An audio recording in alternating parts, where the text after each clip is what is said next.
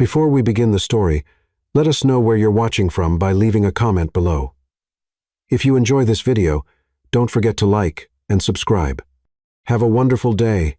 Enjoy the story. Amara stood frozen at the altar, the cathedral's stained glass windows casting rainbow shadows across her ivory gown. The church had fallen into a devastating silence, broken only by the occasional whisper rippling through the crowd of 300 guests.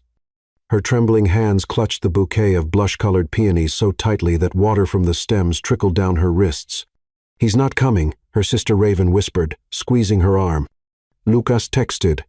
He said he can't go through with it." The words hit Amara like a physical blow. 6 years of love, 18 months of planning this day, all shattered by a text message. She felt her knees weaken as the whispers grew louder. "Did you hear? Stood up at her own wedding. Poor thing." Amara lifted her chin, tears threatening to spill from her dark eyes. The weight of 300 stares pressed against her skin, suffocating her with pity. She turned to look at her father, whose eyes were filled with a mixture of rage and heartbreak. "I need to address everyone," she said, her voice surprisingly steady despite the hurricane of emotions tearing through her chest. Raven handed her the microphone meant for their vows. Amara took a deep breath, her fingers leaving damp prints on the metal. "Thank you all for coming today," she began, her melodic voice echoing through the cathedral. "As you may have guessed, there's been a change of plans. Lucas won't be joining us." A collective gasp rippled through the crowd. "Please enjoy the reception. The food and music are paid for, and there's no reason to waste it." She attempted a smile that didn't reach her eyes. "I'd appreciate some privacy now." As she turned to walk back down the aisle alone, her vision blurred with unshed tears. The cathedral doors loomed ahead, promising escape from this beautiful nightmare. Each step felt like walking through quicksand in her custom-designed heels, the 20-foot train of her dress dragging behind her like the weight of her shattered dreams. Just as she reached the middle of the aisle, a man she didn't recognize stood up, tall with broad shoulders. His deep brown skin seemed to glow against his charcoal gray suit. His eyes, intense and compassionate, locked with hers. "Wait," he said, his voice deep and smooth like aged bourbon. The entire church held its breath. Amara froze, clutching her bouquet like a lifeline. The stranger stepped into the aisle, blocking her path to the exit. He was breathtakingly handsome, strong jaw, full lips, and eyes that seemed to see straight through to her soul. "I don't know you," she whispered, suddenly aware of how vulnerable she must look. "My name is Zane Brooks," he said, his voice low enough that only she could hear. "I came with your cousin Sage. I know this sounds crazy, but I believe in destiny." He took a step closer, the scent of sandalwood and something uniquely him enveloping her. "Marry me instead." Amara blinked, certain she'd misheard him. "What?" "Marry me," he repeated, his eyes never leaving hers. "Not legally, not permanently, just for today. Don't let him steal this moment from you." "Are you insane?" she whispered fiercely, though something inexplicable stirred in her chest. "Probably," he conceded with a small smile that crinkled the corners of his eyes. "But I've spent my life playing it safe, and where has that gotten me? I look at you, and I see someone brave enough to love completely, someone who deserves better than what just happened." He extended his hand, strong with long fingers and a simple silver ring on his right hand. "Let me help you rewrite this day. We can figure out the rest later. Perhaps it was the shock. Perhaps it was the madness of the moment. Or perhaps it was something deeper, some recognition that passed between them, souls connecting across a crowded church on what should have been the most important day of her life." "You don't even know me," Amara said, her voice barely audible. "I know enough," Zane replied. "I know you deserve to walk out of here with your head high. I know sometimes the universe puts people exactly where they need to be." A tear finally escaped, trailing down Amara's cheek. Zane gently caught it with his thumb, the brief touch sending an unexpected current through her body. "Trust me," he whispered. "Just for today." In that moment, something shifted inside Amara. The humiliation and heartbreak were still there, but alongside them bloomed something newer, wild, reckless courage. "Yes," she heard herself say, surprising even herself. A collective gasp rose from the guests. Raven rushed forward. "Amara, what are you doing? You don't know him." but Amara suddenly felt more certain than she had all day. "I'm rewriting my story," she said, handing her bouquet to her stunned sister. She turned to face the man, this stranger named Zane, and offered her hand. As his warm fingers closed around hers, she felt an inexplicable sense of rightness wash over her.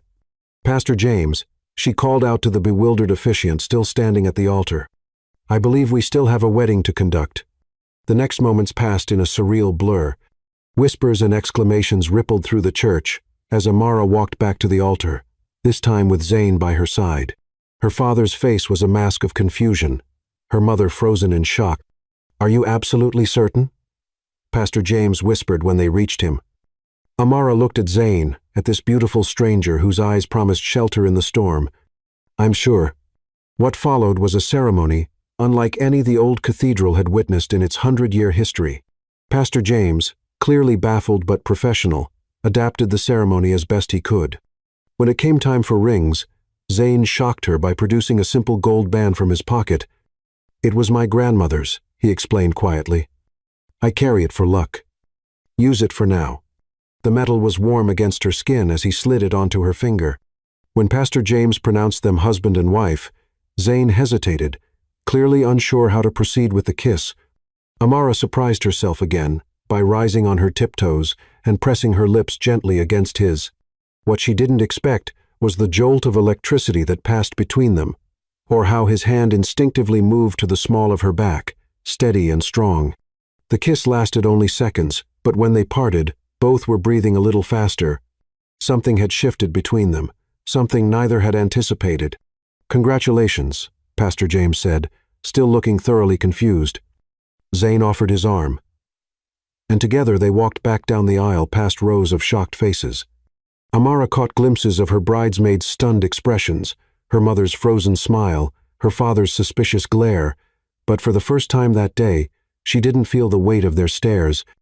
All she felt was the steady presence of the man beside her and a strange, unexpected lightness in her chest. As they reached the cathedral doors, sunlight streamed in, momentarily blinding them. Zane paused before pushing the doors open. "Are you ready?" he asked, his voice a gentle rumble. Amara took a deep breath and looked up at him, this stranger who was now, through some bizarre twist of fate, her husband for the day. "No," she admitted with a small, genuine laugh that surprised even her. "But let's do it anyway." He smiled then, a full, radiant smile that transformed his serious face and made her heart flutter unexpectedly. "That's the spirit, Mrs. Brooks," he said, pushing open the doors to whatever waited on the other side. As they stepped into the brilliant autumn sunshine, rice and rose petals showering down upon them from the guests who had rushed outside, Amara felt something she hadn't expected to feel today. Hope. This wasn't the wedding she had planned, and Zane Brooks wasn't the groom she had chosen. But as his warm hand held firmly to hers, she couldn't help feeling that perhaps, just perhaps, the universe hadn't abandoned her after all. Little did she know that the handsome stranger beside her, the man who lived in a modest cabin and claimed to be a struggling writer, was actually Declan Brooks Harrington, the reclusive billionaire whose technology had revolutionized renewable energy across the globe. A man who had spent the last 3 years hiding from his own life, searching for something real in a world that had only ever valued him for his wealth. As they ducked into the waiting limousine paid for by the absent Lucas, neither realized that their impulsive decision had just set them on a collision course with destiny, one that would challenge everything they thought they knew about love, trust, and second chances. Chapter 2. Shelter in the Storm. The limousine pulled away from the cathedral, leaving behind a crowd of bewildered guests. Inside, Amara sat with her elaborate train carefully arranged around her, staring at the stranger who was now, in some bizarre sense, her husband. The privacy screen was up, giving them a moment of sanctuary from the chaos they'd just created. "I can't believe I just did that," she whispered, her fingers touching the unfamiliar gold band on her left hand. "I don't even know your last name or anything about you." Zane turned to face her fully, his expression gentle yet intense. "Brooks. Zane Brooks. And you're right. This is completely insane." A sudden laugh bubbled up from Amara's chest, unexpected, almost hysterical, but somehow freeing. Zane's serious expression cracked, and he joined her. the sound of their shared laughter filling the limousine. "What now?" she asked when they'd finally caught their breath. "I have 300 guests at a reception venue, expecting something." "We could make an appearance," Zayn suggested. "Or we could disappear." The way he said disappear sent a shiver down Amara's spine, not of fear, but of possibility. Outside the windows, she noticed dark clouds gathering on the horizon. "There's a storm coming," she murmured. Literally and figuratively, Zayn agreed, following her gaze.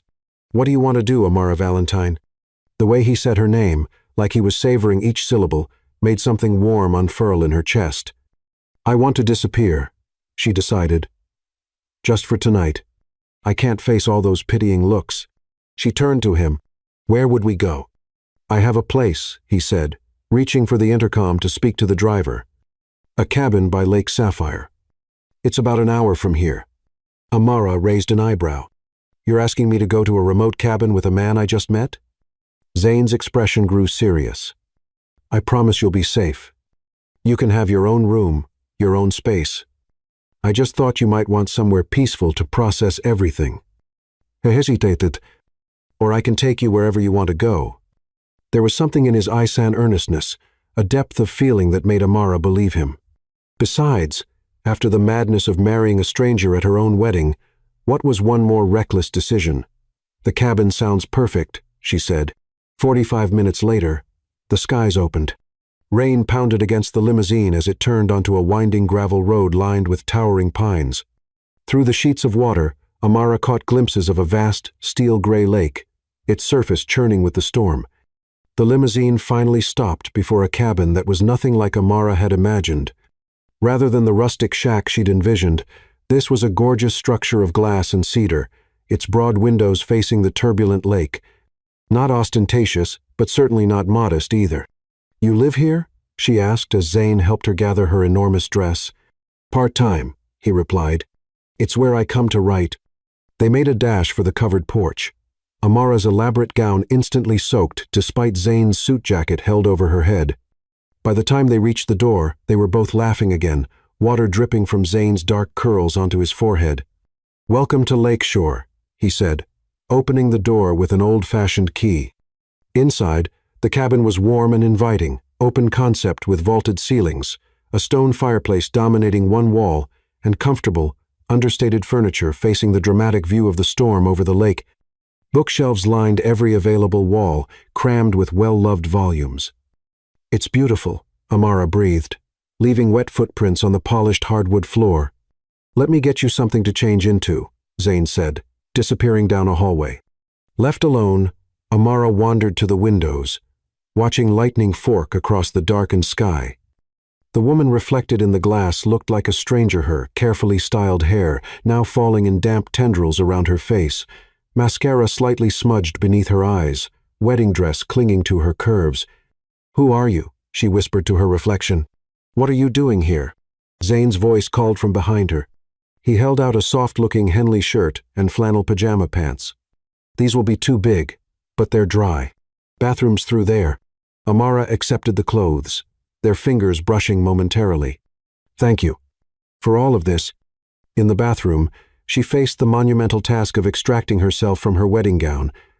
After several minutes of contortion, she admitted defeat and poked her head out the door. "Zayn, I hate to ask, but I need help with all these buttons." He appeared in the hallway, now changed into dry jeans and a simple black t-shirt that hugged his broad shoulders. Something fluttered in Amara's stomach at the sight.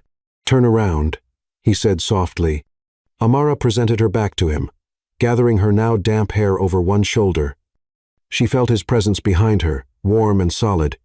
Then the gentle pressure of his fingers on the first pearl button at the nape of her neck. "There are 37 of them," she said, her voice unexpectedly husky. "I'll count each one," he replied, his breath warming her skin. True to his word, he murmured each number as his fingers worked their way down her spine. By the time he reached 22, Amara's eyes had fluttered closed, her body hyper-aware of his proximity, of the careful way his knuckles occasionally brushed against her bare skin. 37, he finally whispered, his voice deeper than before. The dress loosened, and Amara clutched it to her chest before it could fall.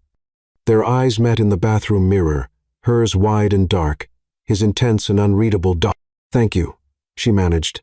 He nodded once, then retreated, pulling the door closed behind him.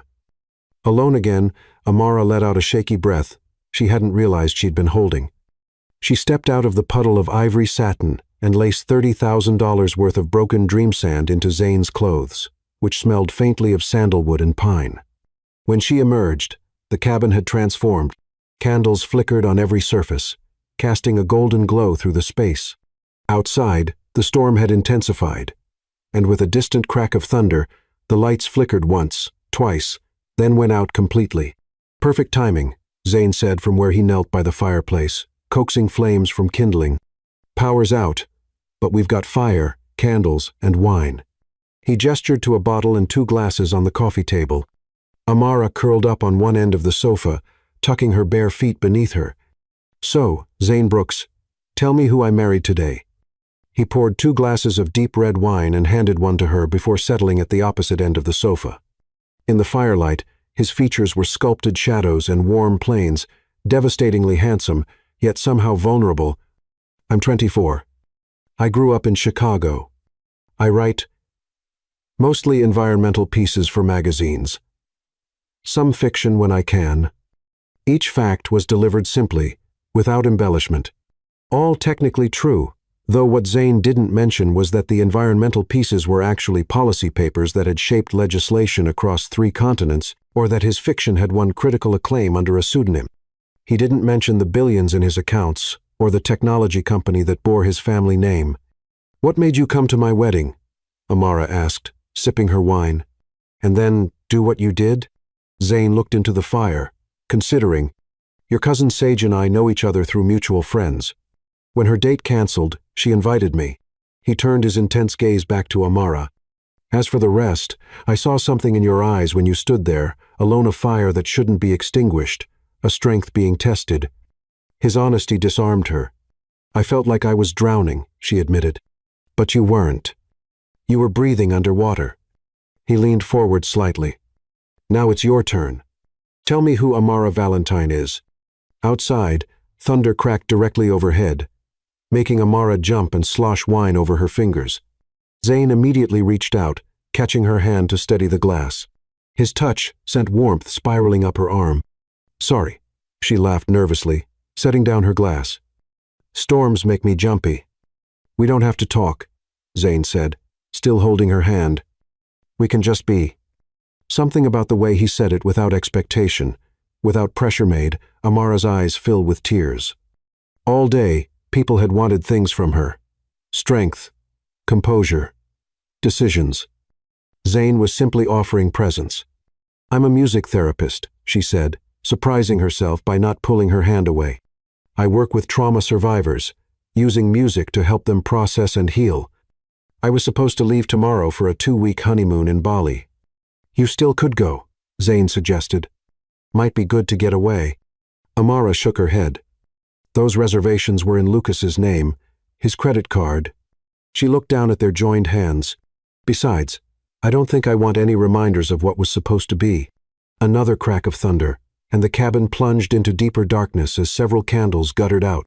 Zane reluctantly released her hand to relight them, his face a study in golden light and shadow as he moved around the room.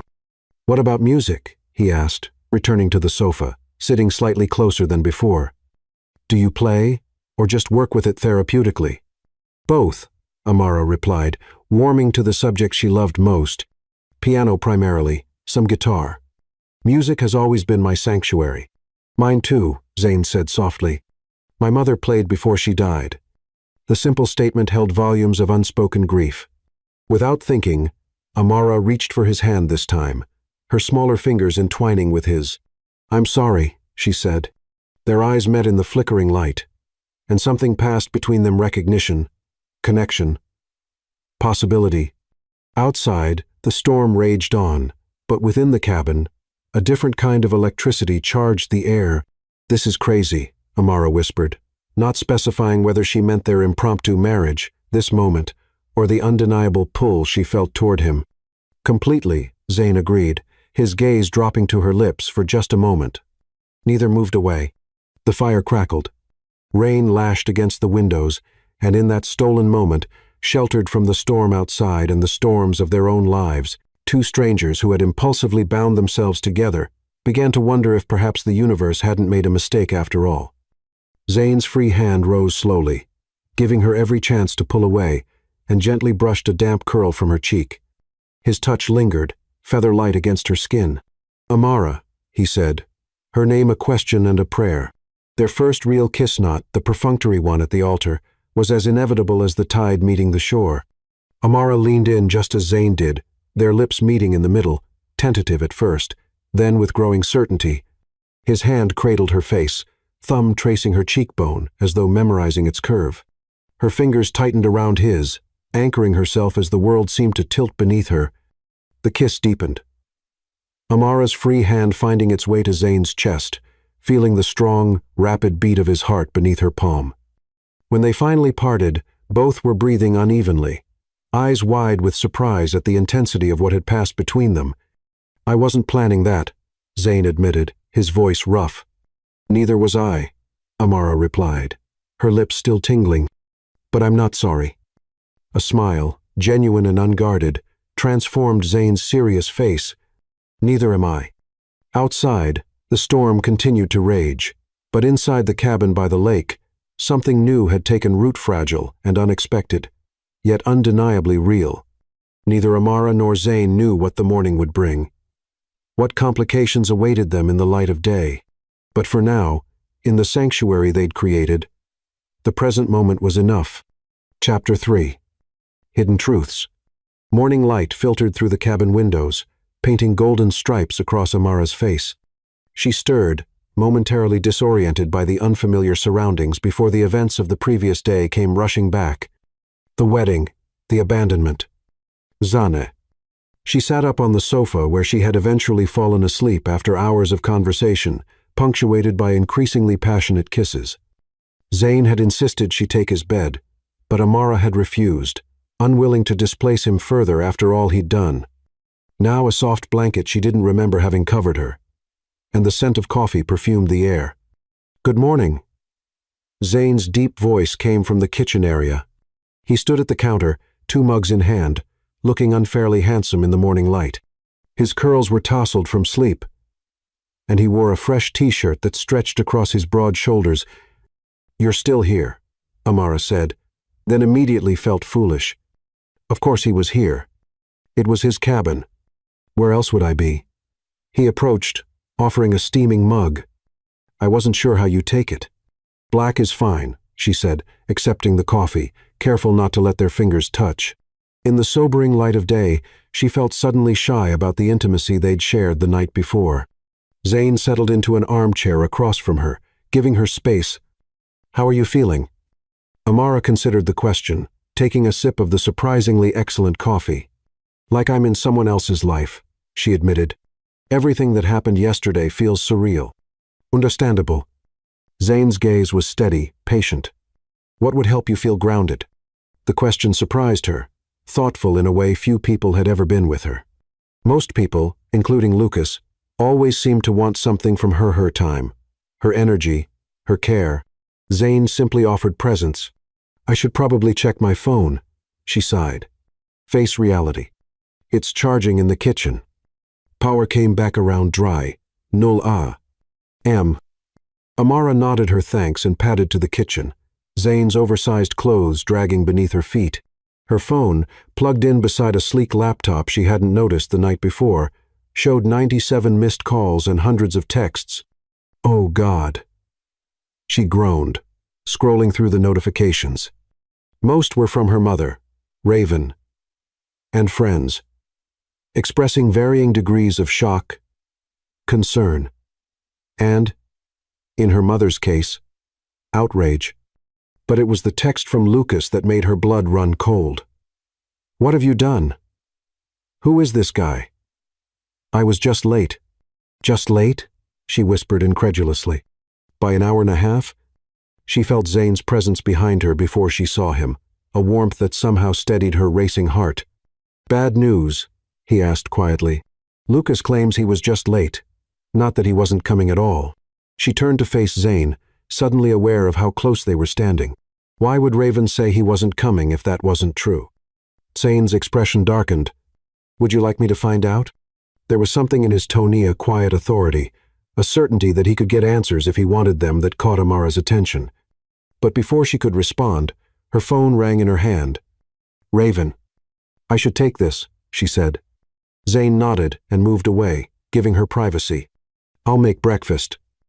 Amara took a deep breath and answered. Raven? Amara. Her sister's voice was frantic.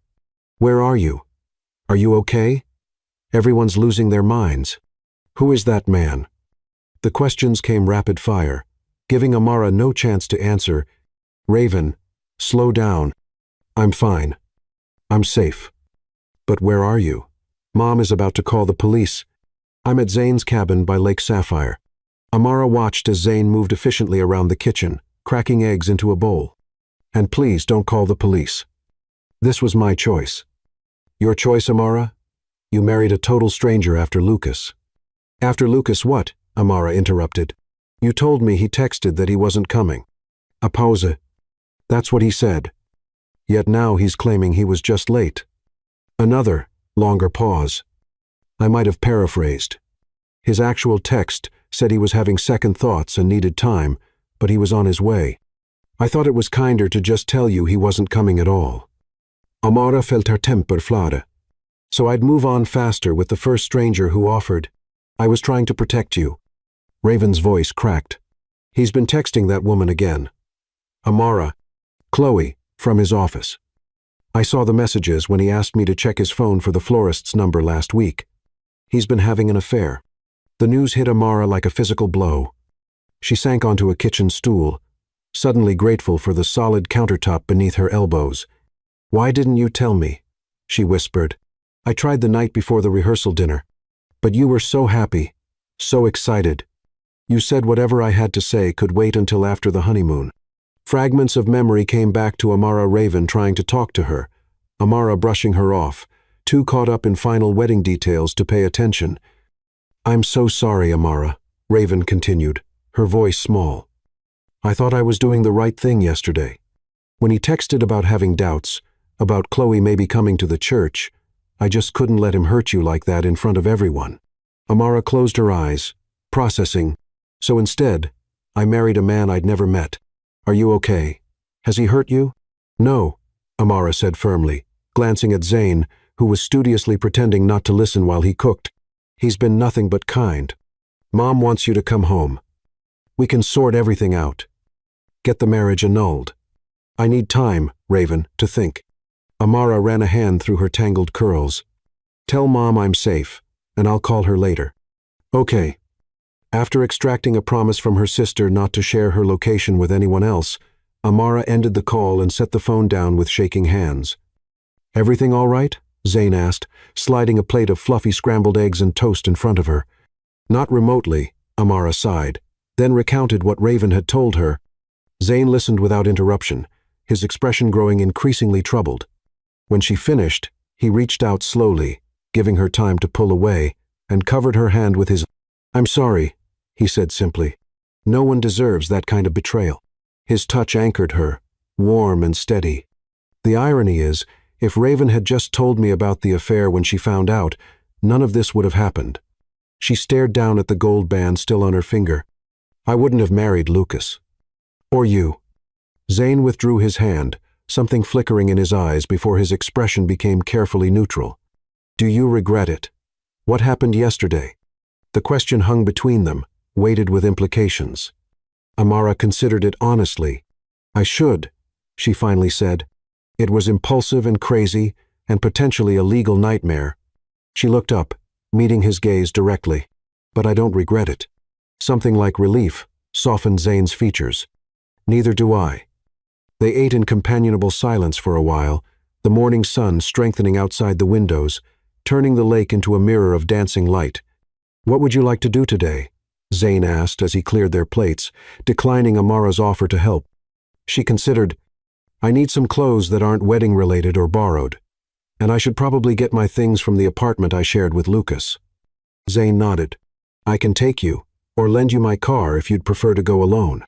Would you mind coming with me? The thought of facing the apartment with all its memories and the remnants of the life she'd planned, alone, was too daunting.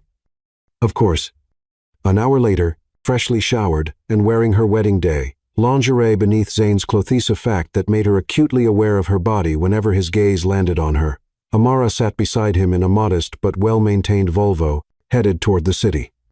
"Can I ask you something?" she said, watching his profile as he drove. "Anything.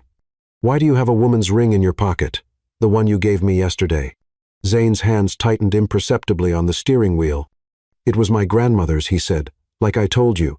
She gave it to me before she died. Told me to give it to someone special." A small smile touched his lips. "She was very specific that I shouldn't waste it on an engagement ring. Said those were commercialized nonsense. It should be a gift of meaning, not obligation. She sounds wonderful. She was." Nostalgia softened his features. "She raised me after my parents died. Taught me the value of simplicity." Amara glanced around the understated but clearly high-quality car. "Is that why you live in a cabin in the woods? Simplicity?" "Partly," Zane admitted, "but it's also about authenticity. In my experience, people behave differently when they think you have resources." The careful way he phrased it caught Amara's attention.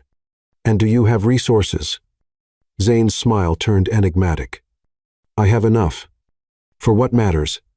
Before Amara could probe further, they arrived at the upscale apartment building she'd shared with Lucas. Her stomach clenched at the sight. "We can do this another day," Zane offered, sensing her hesitation. Amara squared her shoulders. "No, I need to face this." In the elevator, riding up to the 12th floor, Amara became acutely aware of Zane's proximity, of the slight scent of sandalwood that seemed to cling to him, of how his presence both calmed and excited her in equal measure. When his hand brushed hers as they stepped out onto her floor, she impulsively twined her fingers with his. Zane looked down at their joined hands, then at her, a question in his eyes. "For courage," she explained softly. His answering smile sent warmth cascading through her. That warmth evaporated as she unlocked the apartment door. Inside, evidence of Lucas's hasty departure was everywhere: drawers left open, closet doors ajar, a half-empty bottle of expensive scotch on the coffee table. "He's been here," she said, moving further into the space she'd once considered home. Recently, on the dining table lay an envelope with her name scrawled across it. With a feeling of dread, she opened it to find a brief note. "Amara, took what's mine. Joint accounts emptied. Your stunt yesterday voided our prenup. Lawyer will contact the bastard." She whispered, feeling the blood drain from her face. "What is it?" Zane moved to her side, radiating concern. She handed him the note wordlessly, then sank into a dining chair. "We had nearly $30,000 in our joint accounts for the honeymoon, for a down payment on a house." Her voice caught. "My portion was at least half of that." Zane's expression darkened as he read the note. "This is theft. We can go to the police. The accounts were joint. Legally, he had every right." She pressed her fingers to her temples, where a headache was blooming. "I can't believe I was so stupid." "You weren't stupid," Zane said firmly, crouching beside her chair to meet her eyes. "You were trusting. There's a difference." The conviction in his voice, the fierce protectiveness in his gaze, made something shift in Amara's chest. Without thinking, she leaned forward and pressed her lips to his. Unlike their kisses the night before, which had been exploratory and gradually deepening, this kiss was immediate and intense. Zane made a sound of surprise before responding, one hand coming up to cradle the back of her head, fingers tangling in her curls. Amara poured everything into the kiss: her hurt, her anger, her growing attraction to this enigmatic man who had stepped into her life at its lowest point and somehow made her feel safe again. When they finally broke apart, both were breathing hard. "What was that for?" Zane asked, his voice husky. "For being the one good thing in this mess," Amara answered truthfully. He searched her eyes for a moment, then nodded once, as if coming to a decision. "Let's get your things and go home." Home. The casual way he referred to his cabin as their shared space made Amara's heart skip. It should have terrified her, this rapid intimacy with a virtual stranger. Instead, it felt like the only solid ground in a world that had shifted beneath her feet. As they moved through the apartment, Gathering her belongings, Amara noticed things about Zayn that didn't quite align with his simple writer personae way he assessed the space with one sweeping glance. The expert way he helped her check her jewelry box to ensure nothing was missing. The fluid grace with which he moved, like someone who had trained physically for years. Her suspicions deepened when he excused himself to take a call while she was packing clothes. Through the partially opened bedroom door, she caught fragments of his conversation. "Yes, I need full background. Financial history. Lucas Chen. Recent transactions." Zayn's voice was different, crisp, authoritative. "Use the secure channel. Priority level 1. When he returned, his expression was carefully neutral. But Amara sensed a tension in him that hadn't been there before. "Everything okay?" she asked, watching him closely. "Fine," he said too quickly. Then, seeming to catch himself, he added, "Just my agent checking in." The lie hung between them, small but undeniable. Amara chose not to challenge it, instead focusing on finishing her packing. But as they loaded her bags into his car 30 minutes later, she found herself wondering just who Zayn Brooks really was, and what secrets he might be hiding behind those intense, beautiful eyes that had already begun to feel like home. Chapter 4. The melody between us. The drive back to the cabin was quiet, tension simmering beneath the surface. Questions burned on Amara's tongue, but something held her back from voicing them. For his part, Zayn seemed lost in thought, his strong hands gripping the steering wheel a bit too tightly, his jaw set in a way that emphasized its perfect angle. As the landscape transitioned from urban sprawl to lush forest, Amara found herself studying his profile, trying to reconcile the gentle, thoughtful man who had held her through the night with the commanding voice she'd overheard on the phone. There was a duality to him that both intrigued and unsettled her. "You're staring," Zayn said without taking his eyes off the road, a small smile playing at the corners of his mouth. "I'm observing," Amara corrected. "There's a difference." He chuckled, the sound warm and genuine. "And what are you observing? That you're more complicated than you let on." His smile faded slightly. "Everyone's complicated, Amara." "True, but not everyone makes mysterious phone calls about background checks while helping me pack." Zayn's hands tightened on the wheel, the only indication that her words had landed. After a beat of silence, he sighed. "You heard that?" "Some of it." Amara turned more fully toward him. "Are you going to tell me who you really called?" "Because we both know it wasn't your agent." The car slowed as they turned onto the gravel road, leading to the cabin. Zayn seemed to be weighing his words carefully. "I have a friend in financial security," he finally said. "I asked him to look into Lucas's recent transactions to see if there's a way to recover what he took from you." Relief and embarrassment washed through Amara in equal measure. "Oh, I should have told you," Zayn continued, pulling up to the cabin and cutting the engine. "I didn't want to give you false hope if nothing comes of it." The afternoon sun caught in his dark curls as he turned to face her, his eyes sincere and searching. "I'm sorry for not being transparent." Something in his apology, the genuine regret, the absence of excuse touched Amara deeply. How different from Lucas, who had never once in their 6 years together offered a straightforward apology. "Thank you," she said softly, "for trying to help." Zayn reached across the console, his fingers tentatively brushing hers. "Whatever happens between us, whether this lasts a day or longer, I want you to be okay financially, emotionally, in every way." The simple sincerity of his words made Amara's throat tighten. She turned her hand over, lacing her fingers with his. "You continue to surprise me, Zayn Brooks." His smile returned, transforming his serious face. "Good surprises, I hope." "So far." She squeezed his hand once before releasing it. "Let's go inside. I want to freshen up before I call my mother and face the music." Together, they carried Amara's bags into the cabin. The familiar scent of cedar and pine enveloped her as she stepped inside, feeling strangely like coming home despite having spent only one night there. "I put fresh towels in the guest room," Zayn said, setting her suitcase down in a cozy bedroom with a view of the lake. "Take all the time you need."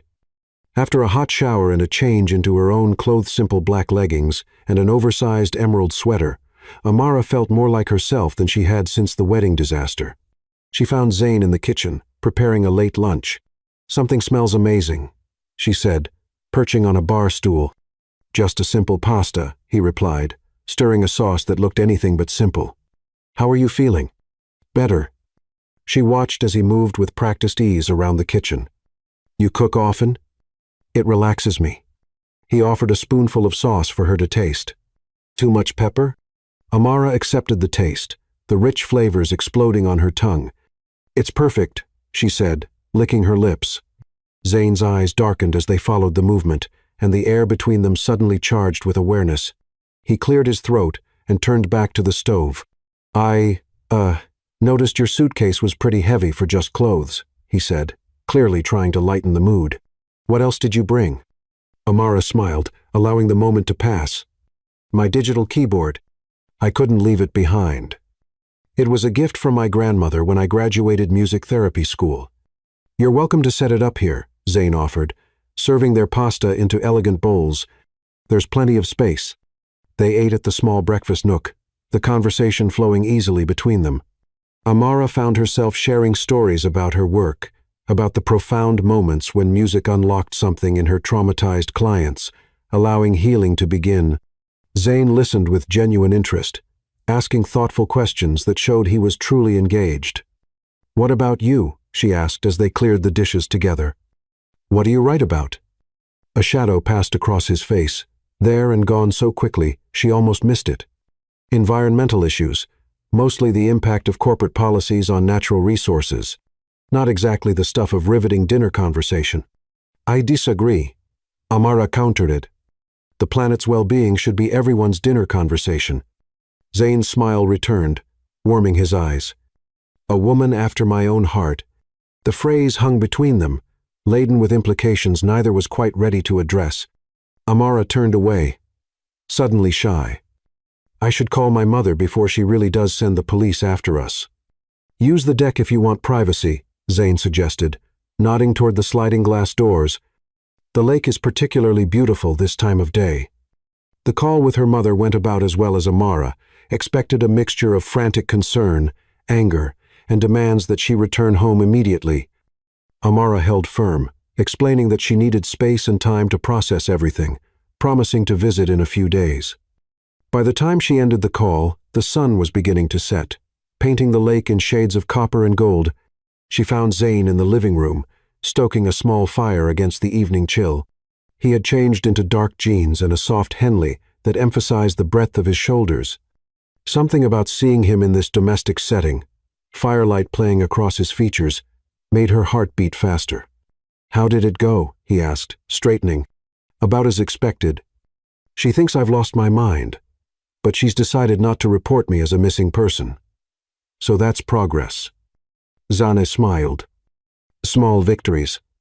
"Very small." Amara wandered around the living room, trailing her fingers along the bookshelves. "You have an impressive collection." "Books are the best company," he replied, watching her move about the space. "At least, that's what I used to think." The implication in his words sent a pleasant warmth through her. She continued her exploration, stopping when she reached a section of wall covered by a large tapestry. "What's behind here?" she asked, curiosity piqued. Zane hesitated. "Nothing important." Something in his tone made Amara even more curious. She lifted the edge of the tapestry, revealing what looked like a door. "Secret room, Amara?" Zane started, but she had already pulled the tapestry further aside. "Is this a door? What's in there?" "Your writer's cave. Or maybe where you hide the bodies," she teased. Zane sighed, resignation in his posture. "Go ahead. Open it." Intrigued by his reaction, Amara turned the handle and pushed. The door swung open to reveal not a secret room, but a stunning grand piano, its polished surface gleaming even in the dim light.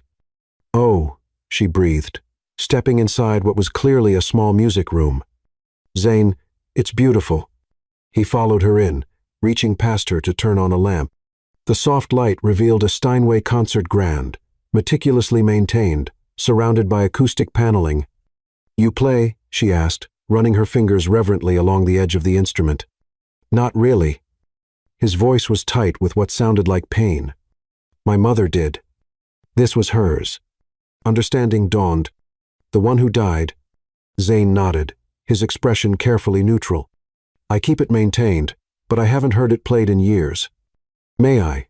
Amara asked gently. Something flickered in his eyes: hesitation, vulnerability, longing. Please. Amara sat at the bench, adjusting it slightly before placing her fingers on the keys. The piano was perfectly tuned, its action responsive and smooth beneath her touch. She began with something simple, a Debussy piece that always calmed her. The notes filled the small room, rich and resonant. As she played, Amara glanced up to find Zayn leaning against the doorframe. His eyes closed, an expression of such yearning on his face that it made her breath catch. Without stopping, she transitioned into one of her own compositions. A piece she had written during a particularly difficult time in her life, when music had been her only solace.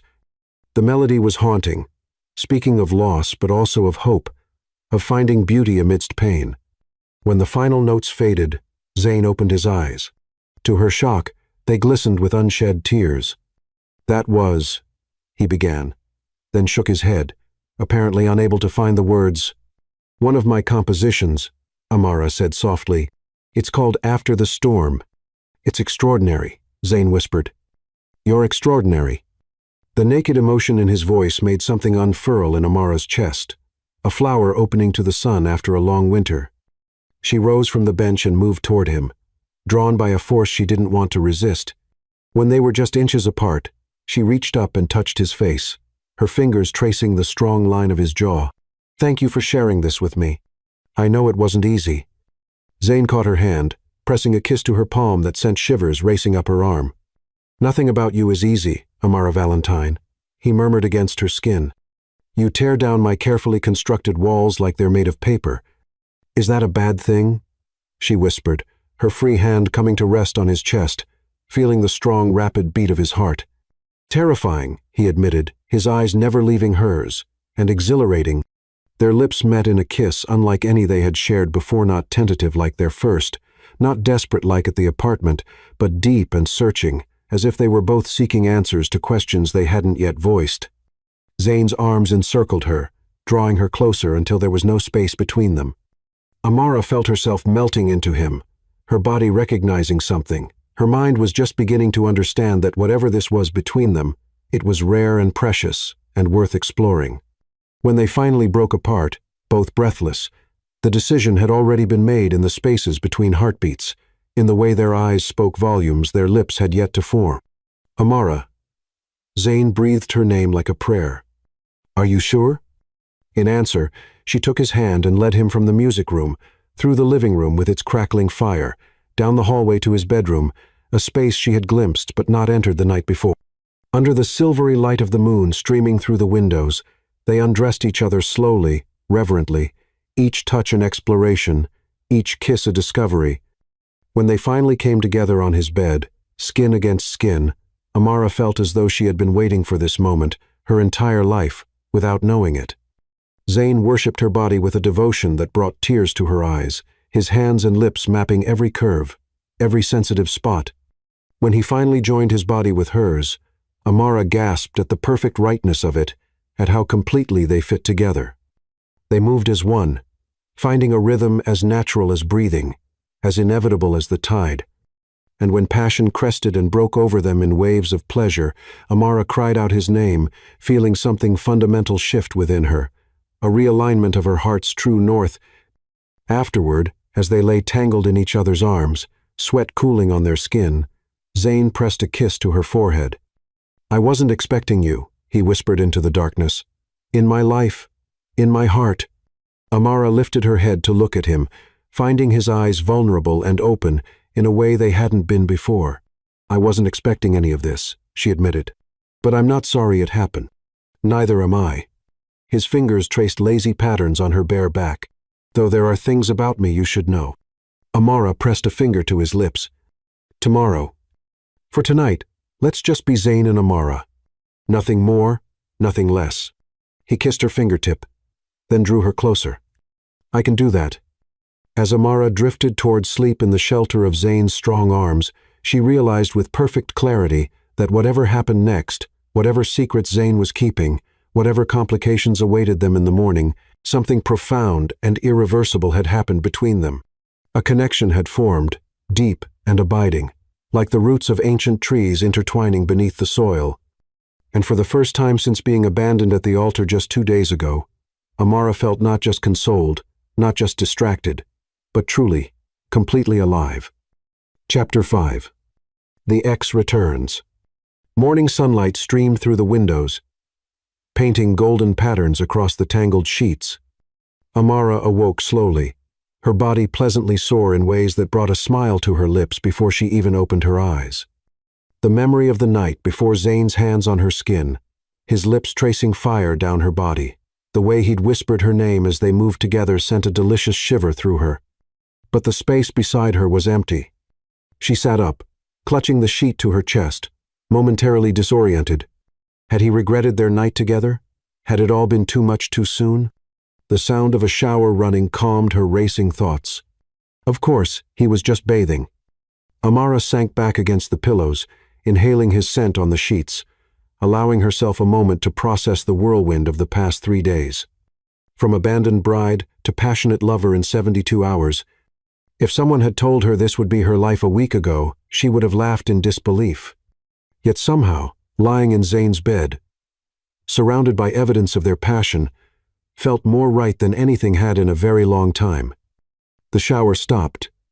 A few moments later, Zane emerged from the bathroom with a towel slung low on his hips, droplets of water clinging to his broad shoulders. The sight of him all sculpted muscle and damp curls made Amara's mouth go dry.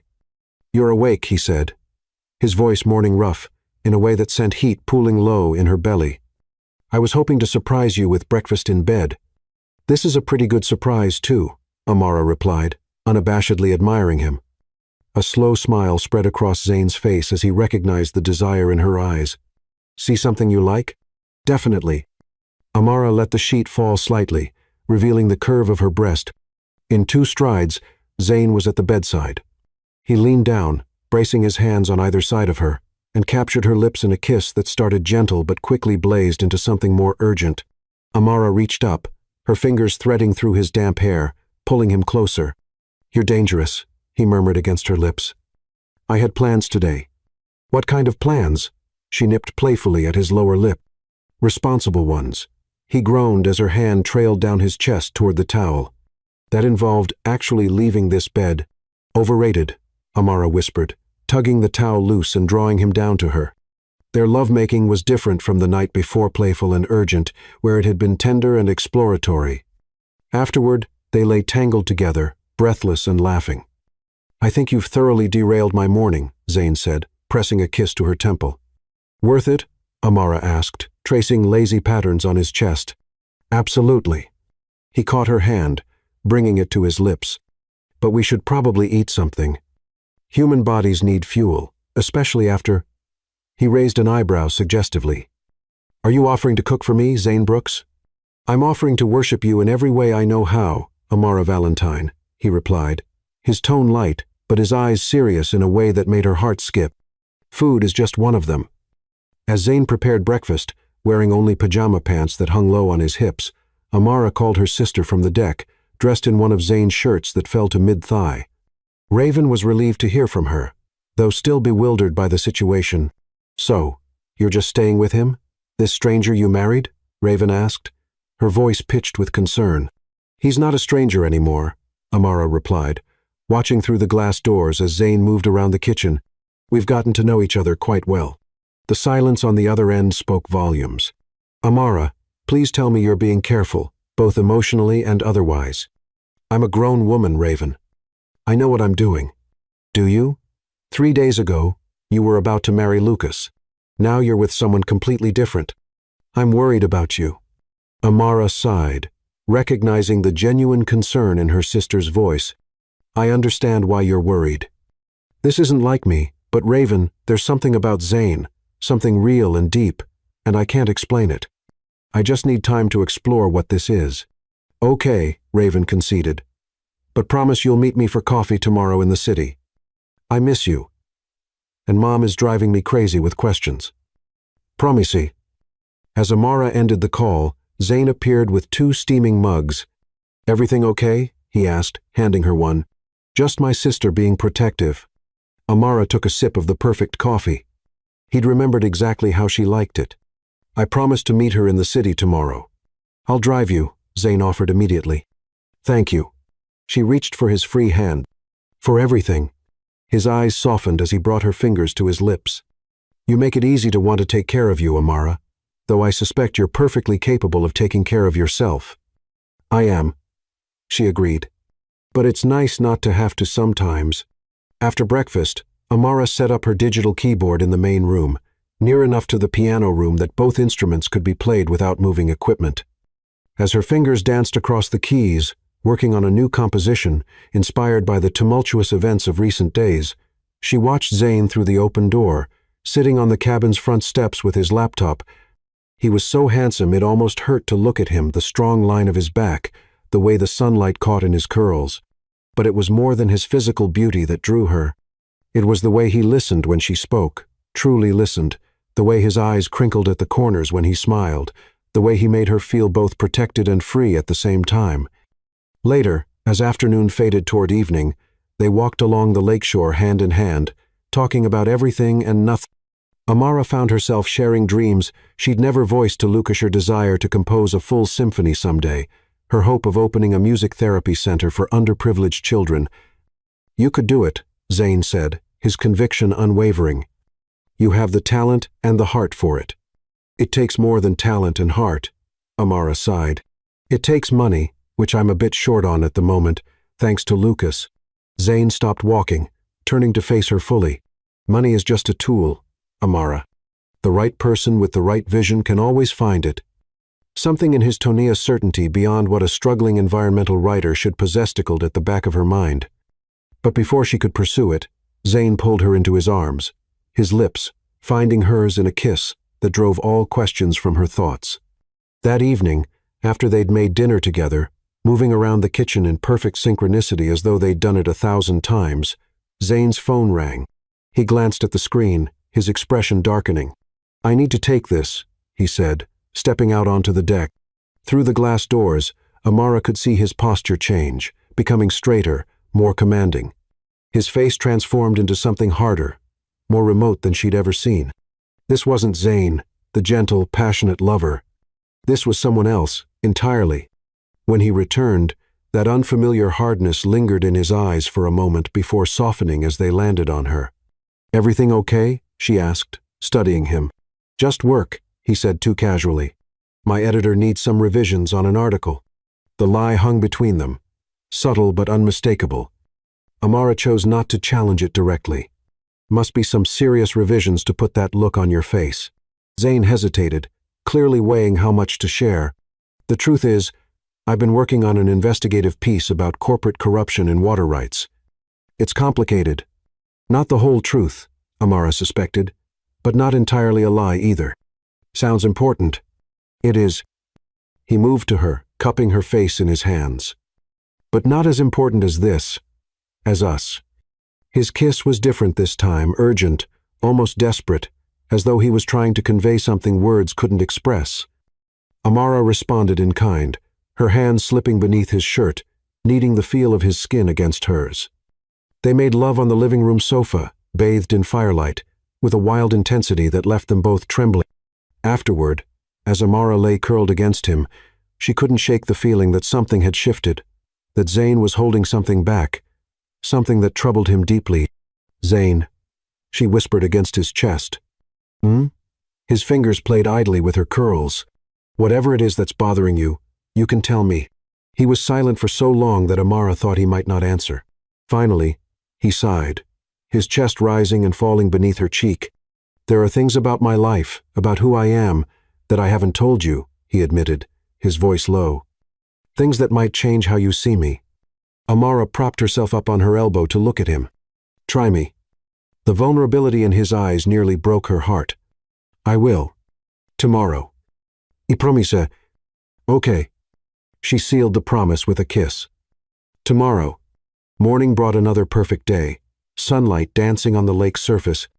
After a shower together that led to another passionate encounter against the bathroom wall, Amara and Zayn prepared to drive into the city for her coffee date with Raven.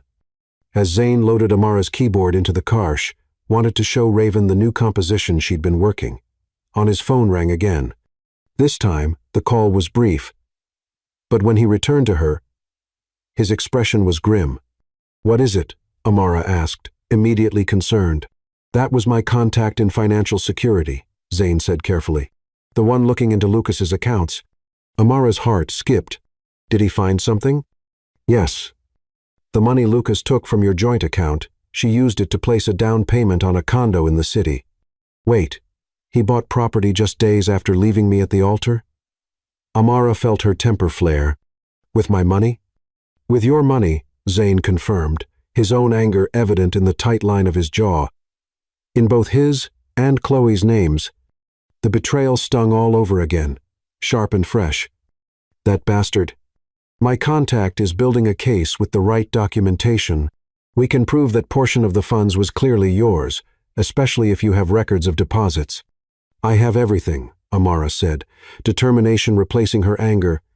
"Every paycheck, every deposit. I keep meticulous records." Zane's smile was fierce with pride. "That's my girl." The phrase casual yet possessive sent a thrill through Amara that had nothing to do with financial justice. "My girl." She liked the sound of it on his lips. The drive to the city was comfortable, filled with easy conversation and occasional touches Zane's hand on her thigh, her fingers playing with the hair at the nape of his neck when he stopped at traffic lights. They decided to meet Raven at a small cafe near the park, a place Amara had often visited to write music. "I'll find parking and join you in a bit," Zane said as he pulled up near the cafe. "Give you some sister time first." Amara leaned across the console to kiss him. "Don't be too long. I want to show Raven the man who swept me off my feet." His answering smile was radiant. 10 minutes. 15 tops. The cafe was busy with mid-morning customers, but Amara spotted Raven immediately, her sister's bright blue braids distinctive among the crowd. She waved, making her way to the table. "Amara." Raven stood, embracing her tightly. "God, I've been so worried." "I'm fine, Raven." "Better than fine, actually." Amara couldn't help the smile that spread across her face. Raven's eyes widened as she studied her sister. "Oh my God, you slept with him." "Raven." Amara glanced around, but no one was paying attention. "You did. Look at you. You're glowing." Raven pulled her into the chair. "Tell me everything, and I mean everything." For the next several minutes, Amara found herself sharing more than she'd intended how kind Zane had been, how he listened in a way Lucas never had, how their connection felt almost cosmic in its intensity. "And the sex," she confided, lowering her voice, "is absolutely mind-blowing." Raven fanned herself dramatically. "I need details." "He's more than generous," Amara cut in, her cheeks warming at the memory. "And very, very thorough." "I hate you right now," Raven laughed. "Here I am, single and celibate, and you go from one fiancé to what sounds like the world's most perfect man in 3 days flat." "He's not perfect," Amara said, though she couldn't actually think of a specific flaw at that moment. "He's just perfect for me." Somehow, Raven's expression sobered. "You really like him. This isn't just a rebound." "I really do," Amara admitted. "I know it's fast and crazy and probably seems insane from the outside, but Raven, I've never felt this way before, not even with Lucas. Especially not with Lucas." Raven corrected, reaching for her hand. "Because Lucas never deserved you. He was never good enough." The siblings shared a smile, years of understanding passing between them. Then Raven's eyes shifted, focusing on something over Amara's shoulder, and her smile faltered. "Speaking of the devil," she muttered. Amara turned, her blood freezing in her veins. There, approaching their table with confident strides, was Lucas, looking as handsome and polished as ever in his tailored suit. Beside him walked a slender woman with sleek black hair. Chloe, Amara presumed. "Well, well," Lucas said, his voice dripping with false warmth. "If it isn't my runaway bride." Amara straightened her spine, summoning dignity she didn't entirely feel. "Lucas, I have nothing to say to you." "Really?" "Because I have plenty to say to you." His smile didn't reach his eyes. Starting with how you made me look like a fool in front of everyone we know. You did that all on your own, Raven interjected, her tone icy.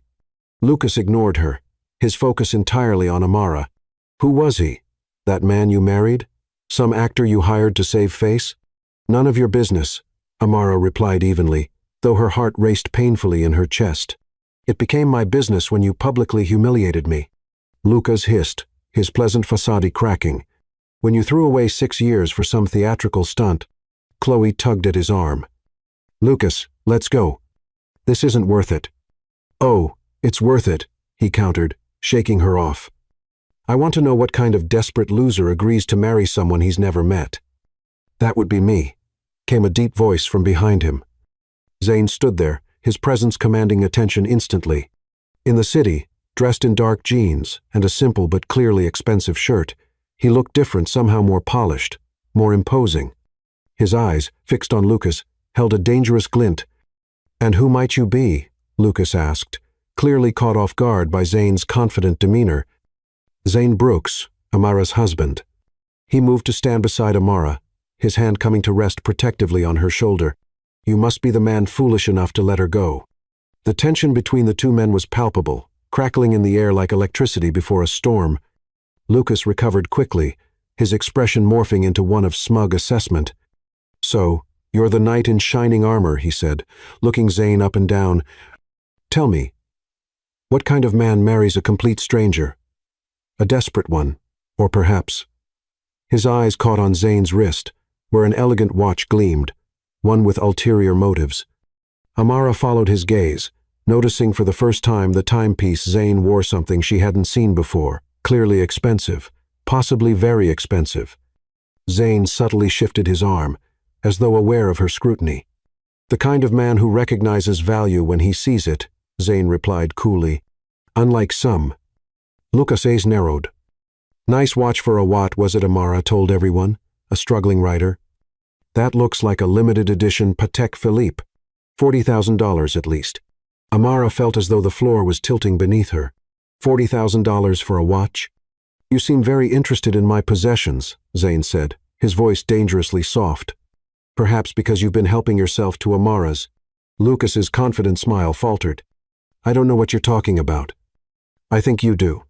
Zane's hand squeezed Amara's shoulder gently. The funds you emptied from your joint accounts, the ones you used for a down payment on a condo with your girlfriend here. Half of that money belonged to Amara. Color drained from Lucas's face. How did you?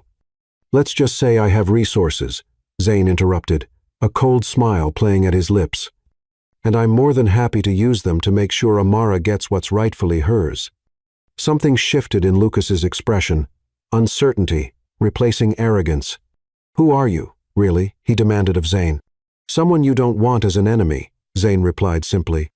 For a moment, it seemed Lucas might argue. Then Chloe tugged his arm again, more urgently. Lucas, let's go, please. With a final glare, Lucas allowed himself to be led away, though not before calling over his shoulder. This isn't over. As they disappeared through the door, Raven let out a low whistle. Well, that was intense. She extended her hand to Zane. I'm Raven, by the way. Thanks for having my sisters back. Zane shook her hand, his demeanor instantly warming. Pleasure to meet you, Raven. Amara speaks highly of you. But Amara barely registered the introduction, her mind spinning with questions: the watch, the resources Zane had mentioned so confidently, the way he had faced down Lucas with the calm assurance of someone accustomed to power. Amara. Zane's voice broke through her thoughts. Are you okay? She looked up at him, really looked, seeing beyond the handsome face to the secrets that lurked behind his eyes. Is Lucas right about the watch? Zane glanced down at his wrist, a flash of regret crossing his features. Yes. Who are you, Zane? The question hung between them, weighted with everything unsaid. Really? He held her gaze, something like resignation settling in his expression. I think it's time we had that talk I promised. Raven looked between them, confusion evident. Am I missing something? Zane has some explaining to do, Amara said, not taking her eyes off him, about who he really is. And in that moment, Looking into Zane's eyes-troubled, yet still so full of warmth when they gazed at her, Amara knew that whatever revelations awaited, they would fundamentally change everything between them. The question was whether that change would strengthen the fragile, beautiful connection they'd formed or shatter it beyond repair. Chapter 6. Sanctuary Threatened. The drive back to the cabin was silent. Zane's knuckles were white on the steering wheel, while Amara stared out the window, processing what she'd learned. "My full name is Declan Brooks Harrington," he finally confessed when they arrived. "I'm the founder and CEO of Harrington Sustainable Technologies." The revelation hit Amara hard. HST was a multi-billion-dollar corporation whose innovations had revolutionized clean energy globally. She'd read about the reclusive billionaire who'd withdrawn from public life 3 years ago. "Why the deception?" she asked, hurt evident in her voice. "I've been living this way for nearly 2 years. Away from people who only want me for what I can give them," Zane explained. "When I saw you at the church, I acted on impulse. I meant to tell you, but I was afraid of losing what we were building." Before Amara could fully process this, a knock came at the cabin door. A harried-looking man in a suit stood on the porch. Omar Patel, his chief of staff, the man introduced himself. "Sir, there's been a breach. Paparazzi tracked your location through the cafe incident. They're 20 minutes out." He handed Zane a tablet displaying the headline, "Billionaire Playboy Declan Harrington's Secret Wedding to Jilted Bride." "We need to go to the island," Zane said grimly. An hour later, they arrived at Zane's private island retreat, a surprisingly modest beach house with breathtaking ocean views. "This is my real home here," Zane explained. "The mansion on the other side of the island is for show. Only a few people know this place exists." That evening, on the deck watching the sunset, Amara allowed her fingers to intertwine with his. "I'm still angry," she admitted, "but I'm trying to understand. These past days with you have been the happiest of my life," Zane replied. "Because you saw me, really saw me. Beyond my wealth or name." The next morning, they went snorkeling in the crystal waters. As they returned to shore, laughing, Amara doubled over with a sudden sharp pain. "Something's not right," she gasped, noticing blood staining her swimsuit. Zane carried her to the house and called his doctor, who arrived by helicopter. The diagnosis was devastating, an ectopic pregnancy. "The doctor says it was very early stage." Zane explained after the emergency surgery. "The pregnancy failed to implant correctly. You'll recover fully, but need rest." "Our baby," Amara whispered, grief washing over her for something she hadn't known existed. Zane's eyes glistened with tears as he gently lay beside her on the bed, careful of her surgical wounds. "I was so scared," he admitted, holding her close. "I've never been so terrified." "I'm glad I'm here with you," Amara said softly. "I'm still processing everything else, but being here with you feels right." His smile was radiant as he kissed her tenderly. "Rest now. I'll be here when you wake up." As Amara drifted to sleep in Zane's arms, she realized that somewhere between their impulsive wedding and this moment, she had fallen in love with him, billionaire or not, and for now, that was the only truth that mattered. Chapter 7. Truth laid bare. The drive back to Zane's cabin was tense, the revelation of his true identity hanging between them like a physical barrier. Amara stared out the window, her mind racing with questions and confusions. How could the gentle, thoughtful man she'd fallen for be the same Declan Harrington whose face occasionally graced business magazines? The billionaire who had revolutionized sustainable energy across the globe. "Say something," Zane finally said, his voice low and strained. "Please." Amara turned to study his profile, searching for signs of the stranger she'd apparently married. "I don't know what to say, Zane. Or should I call you Declan now?" Pain flashed across his features. "I've always been Zane to the people who matter. Declan is for boardrooms and press releases. And which am I getting? The real you or the carefully crafted image?" He pulled the car to the side of the road, cutting the engine and turning to face her fully. "Everything between us has been real, Amara. Every word, every touch, every moment. The only thing I concealed was my last name and bank balance." "That's a pretty significant thing to conceal," she countered, though the naked vulnerability in his eyes made her heart ache despite her anger. "I know." He ran a hand through his dark curls, a gesture she now recognized as a sign of his distress. "When you live with the kind of wealth I have, you learn quickly that most people don't see you. They see what you can do for them, what you can give them. Is that what you think of me? That I'm after your money? Hurt colored her words. No. He reached for her hand, and after a moment's hesitation, she allowed him to take it. That's why I didn't tell you. With you, for the first time in years, I was just Xananaut, the CEO, not the billionaire, not the eligible bachelor the media loves to speculate about, just a man falling for an extraordinary woman. The sincerity in his voice was undeniable. But Amara pulled her hand away, needing physical distance to think clearly. Take me back to the cabin. I need time to process this. The rest of the drive passed in silence. When they arrived, Amara went straight to the guest room she'd never used, needing space to sort through the tangled emotions coursing through her. Through the window, she watched as Zane made call after call, his posture radiating tension as he paced the deck. An hour later, a knock came at her door. She opened it to find Zane standing there, his expression a mixture of regret and determination. I've made arrangements, he said, to mitigate the press situation. What press situation? Amara asked, confused. In answer, Zane handed her his tablet. On the screen was a gossip site with the headline, Billionaire Playboy Declan Harrington's Secret Wedding to Jilted Bride.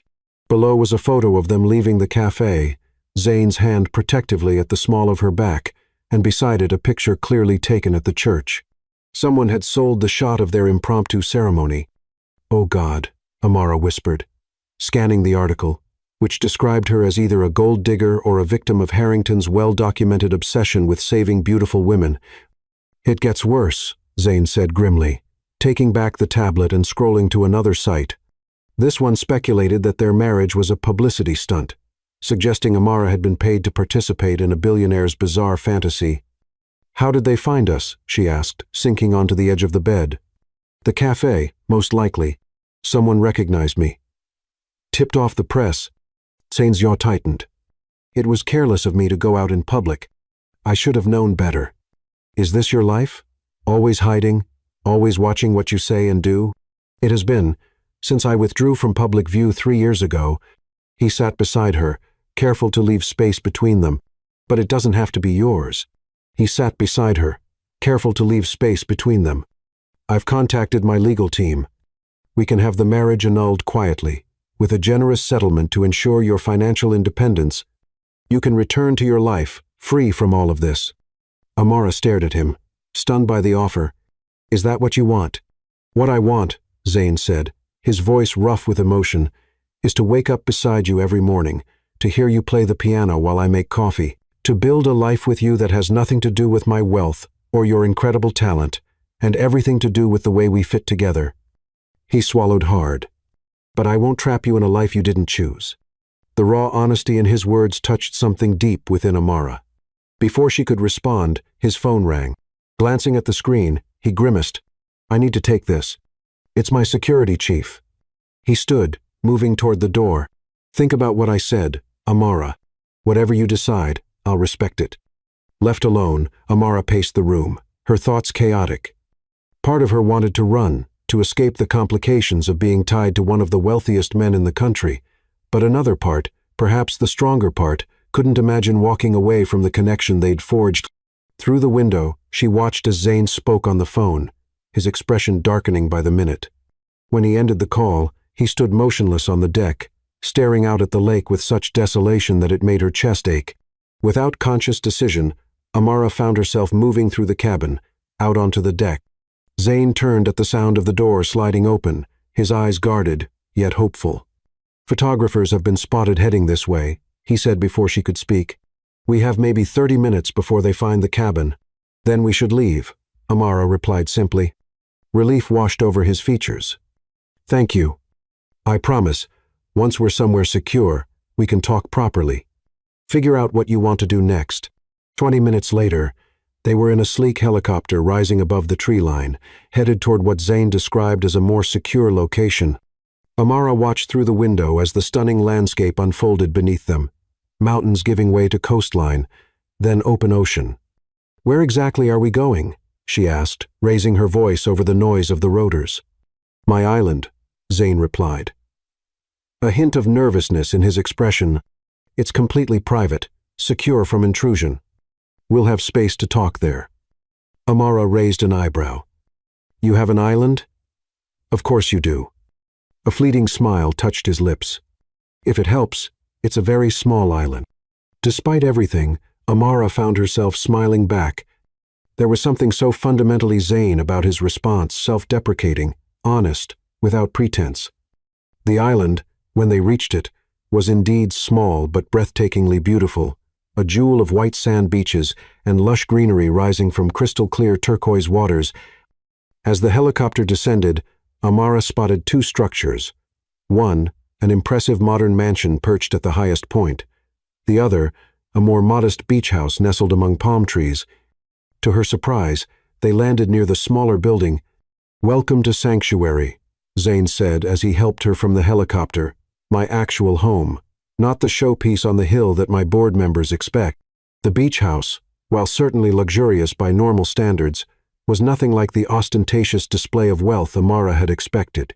Built from sustainable materials with an indoor-outdoor design that maximized the stunning ocean views, it felt warm, inviting, a place designed for living, not impressing. "It's beautiful," she admitted as he led her inside. "It's the only place I feel truly myself," Zane said softly. "Besides, when I'm with you." The simple honesty of the statement disarmed her. Amara wandered to the wall of windows facing the ocean, watching as the helicopter took off again, disappearing over the horizon.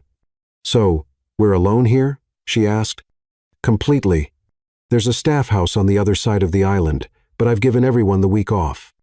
Zane stood behind her, close enough that she could feel his warmth, but not touching her. "No one will disturb us. You have my word." Amara turned to face him, really seeing him for perhaps the first time since the revelation of his identity. Without the distractions of the outside world, she could focus on what mattered to the man himself, not his wealth or status. "I need you to tell me everything, Zane," she said firmly. "No more secrets, no more half-truths. If there's any chance for us, I need complete honesty." Relief washed over his features. "Does that mean there could be a chance for us?" "I'm here, aren't I?" she replied, surprised by the surge of tenderness she felt at the hope in his eyes. "Now talk." For the next 2 hours, sitting on the deck with the ocean breeze caressing their skin, Zane told her everything. How he'd built his company from a dorm room idea to a global enterprise. How his passion for sustainable technology had driven every innovation. How the pressure and isolation of extreme wealth had slowly corroded his ability to trust, to form genuine connections. And finally, the darkest chapter: how his former fiancée, Tara Summers, had been secretly recording their intimate conversations to sell to tabloids, planning to divorce him after the wedding to claim half his fortune. "I discovered it by accident," Zane said, pain-etching lines around his eyes. "Found the recordings on her phone when I was looking for a photo she'd taken of us. Confronted her the night before our rehearsal dinner." "What happened?" Amara asked, drawn into his story despite her lingering hurt. She denied it at first. Then, when I showed her the evidence, He swallowed hard. She laughed. Said I was an easy mark. Too trusting. Too eager to believe someone could love me for myself. Amara's heart constricted at the raw anguish in his voice. "That's cruel." The next day, she disappeared. Emptied one of my private accounts, $14 million, vanished. His hands tightened into fists on his knees. The press had a field day, insinuated I'd done something to her, that I was responsible for her disappearance. "But you weren't," Amara said, a statement rather than a question. "No." His eyes met hers, vulnerable yet steady. "But the speculation was enough to trigger a board investigation, to put my company at risk. So I made a choice. I withdrew from public life, let my CFO become the face of the company, and created this sanctuary." He gestured to the island around them, where I could remember who I was beneath the billions, the brand, the speculation. Understanding dawned on Amara. "That's why you were living in the cabin. Why you let me believe you were just a writer." "I am a writer," he said with a small smile. "Environmental articles, published under a pseudonym. But yes, the cabin was part of my recovery, I suppose. A way to live more authentically. Away from people who only saw my wealth. Until I saw you standing alone at that altar," Zane corrected, "looking so broken yet so strong, I acted on impulse, did something completely out of character, married a stranger. She supplied. The first real choice I'd made in years that had nothing to do with business strategy or public perception. His gaze was intense, searching, and I've never regretted it for a moment. The sincerity in his voice, the vulnerability in his eyes, cracked something open in Amara's chest. She reached across the space between them, taking his hand in hers. "I believe you," she said simply. Relief washed over his features, followed by cautious hope. "Where does that leave us, Amara?" She looked out at the ocean, gathering her thoughts. "I'm still processing everything. The man I've been falling for turned out to be someone more complicated than I imagined." She turned back to him. "But I think, at your core, you're still the Zane who held me when I cried, who listened to my music like it was precious, who made me feel seen." Zane rose, tugging her gently to her feet and into his arms. The familiar scent of him sandalwood and something uniquely his enveloped her, comforting despite her lingering uncertainties. "I want to deserve you," he murmured against her hair. "The money, the company, none of it matters compared to this." "To us?" Amara pulled back slightly to study his face. "It does matter, though. It's part of who you are, for better or worse, and it's going to affect our lives if we—" She hesitated. "If we stay together." "If?" Zane's voice held a note of fear she'd never heard before. In answer, Amara rose on her tiptoes and pressed her lips to his. A gentle kiss that deepened as his arms tightened around her, drawing her closer until there was no space between them. When they finally parted, both breathless, Amara rested her forehead against his chest, feeling the rapid beat of his heart beneath her cheek. "I want to try," she whispered. "I want to see if what we've found together is strong enough to withstand the complications." Zane's hand came up to cradle the back of her head, his touch reverent. "I'll do whatever it takes, Amara. Change my life. Step back from the company. Anything to make this work." "No," she said firmly, looking up at him. "I don't want you to change who you are or what you've built. I just want honesty between us. Complete transparency." "You have it," he promised. "No more secrets." As the sun began to set, painting the sky in shades of gold and crimson, they sat together on the beach, Zane's arm around Amara's shoulders, her head resting against him. The silence between them was comfortable now, the tension of the day giving way to a tentative peace. "What do we do about the press?" Amara finally asked. "About the lies they're spreading?" Zane sighed, his breath stirring her curls. "We have options. My PR team can issue a statement, control the narrative, or we can stay hidden until something more interesting comes along. And if I want to go back to my life, my clients need me. We'll find a way," he assured her. "Security, privacy measures, whatever you need to feel safe and continue your work." Amara nodded, considering. Then another thought struck her. "Your company, Harrington Sustainable Technologies, that's what HST stands for. The company that's bringing clean water systems to developing countries. One of our major initiatives," Zane confirmed. "My father donated to your foundation last year," Amara said with a surprised laugh. It was a stretch for him financially, but he believed so strongly in the mission. Something like wonder dawned in Zane's eyes. "Your father supported my foundation?" He said it was the most transparent charity he'd researched, that every dollar actually went to the cause instead of administrative bloat. Amara shook her head at the irony. "He'd be thrilled to know I married the founder and terrified his daughter married someone with my reputation," Zane added ruefully. "We'll fix that," Amara said with sudden determination. "Clear your name. Tell the truth about Tara. I'm not letting you hide in the shadows anymore, Zane." He stared at her, clearly taken aback by her fierce advocacy. "It's not that simple. Coming forward means opening old wounds, facing scrutiny. Being true to yourself," Amara interrupted. "Living authentically, like you've been trying to do at the cabin, but for real this time, not just in hiding." Their eyes locked, a silent communication passing between them, challenge, consideration, acceptance. "Okay," Zane said finally. "We'll do it your way. Together." The word hung between them, full of promise and possibility. Together. Despite the complications, despite the revelations and uncertainties. They had found something rare and precious, a connection that transcended circumstance, that saw beyond wealth or status to the person beneath. As darkness fell, the only sound, the gentle lapping of waves against the shore, Zayn turned to Amara with a question in his eyes. Without words, she answered, rising and taking his hand, leading him back toward the beach house. Tonight, there would be no separate rooms, no careful distance maintained. Tonight was for reconnection, for reaffirming what they'd found in each other. Inside, bathed in the silver light of the moon streaming through the windows, they undressed each other slowly, reverently. Each touch an exploration, each kiss a promise. When they came together on the wide bed, skin against skin, it was different from before, deeper, more honest, more complete.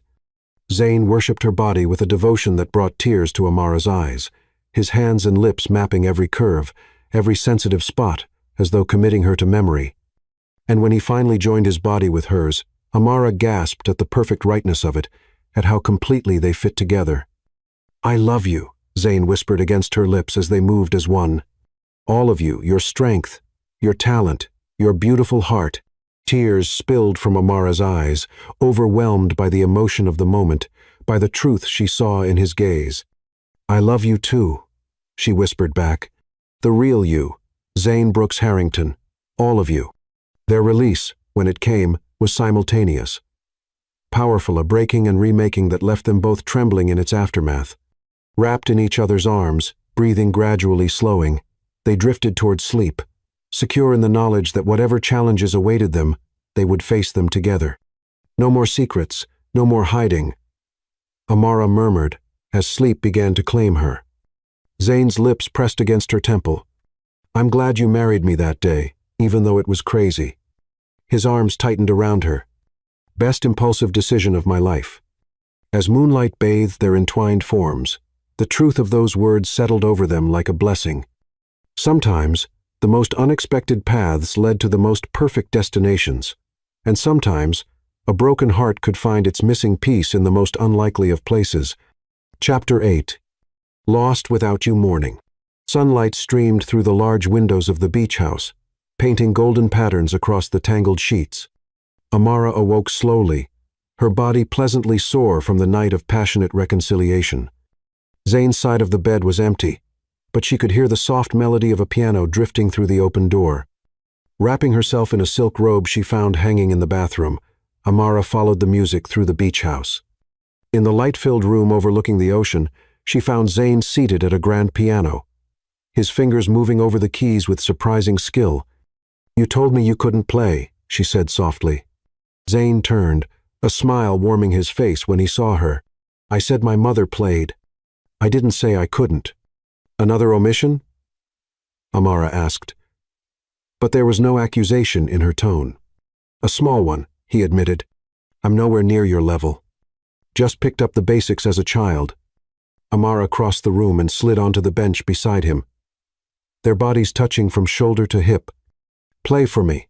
He continued the simple, haunting melody, occasionally hitting a wrong note but playing with genuine feeling.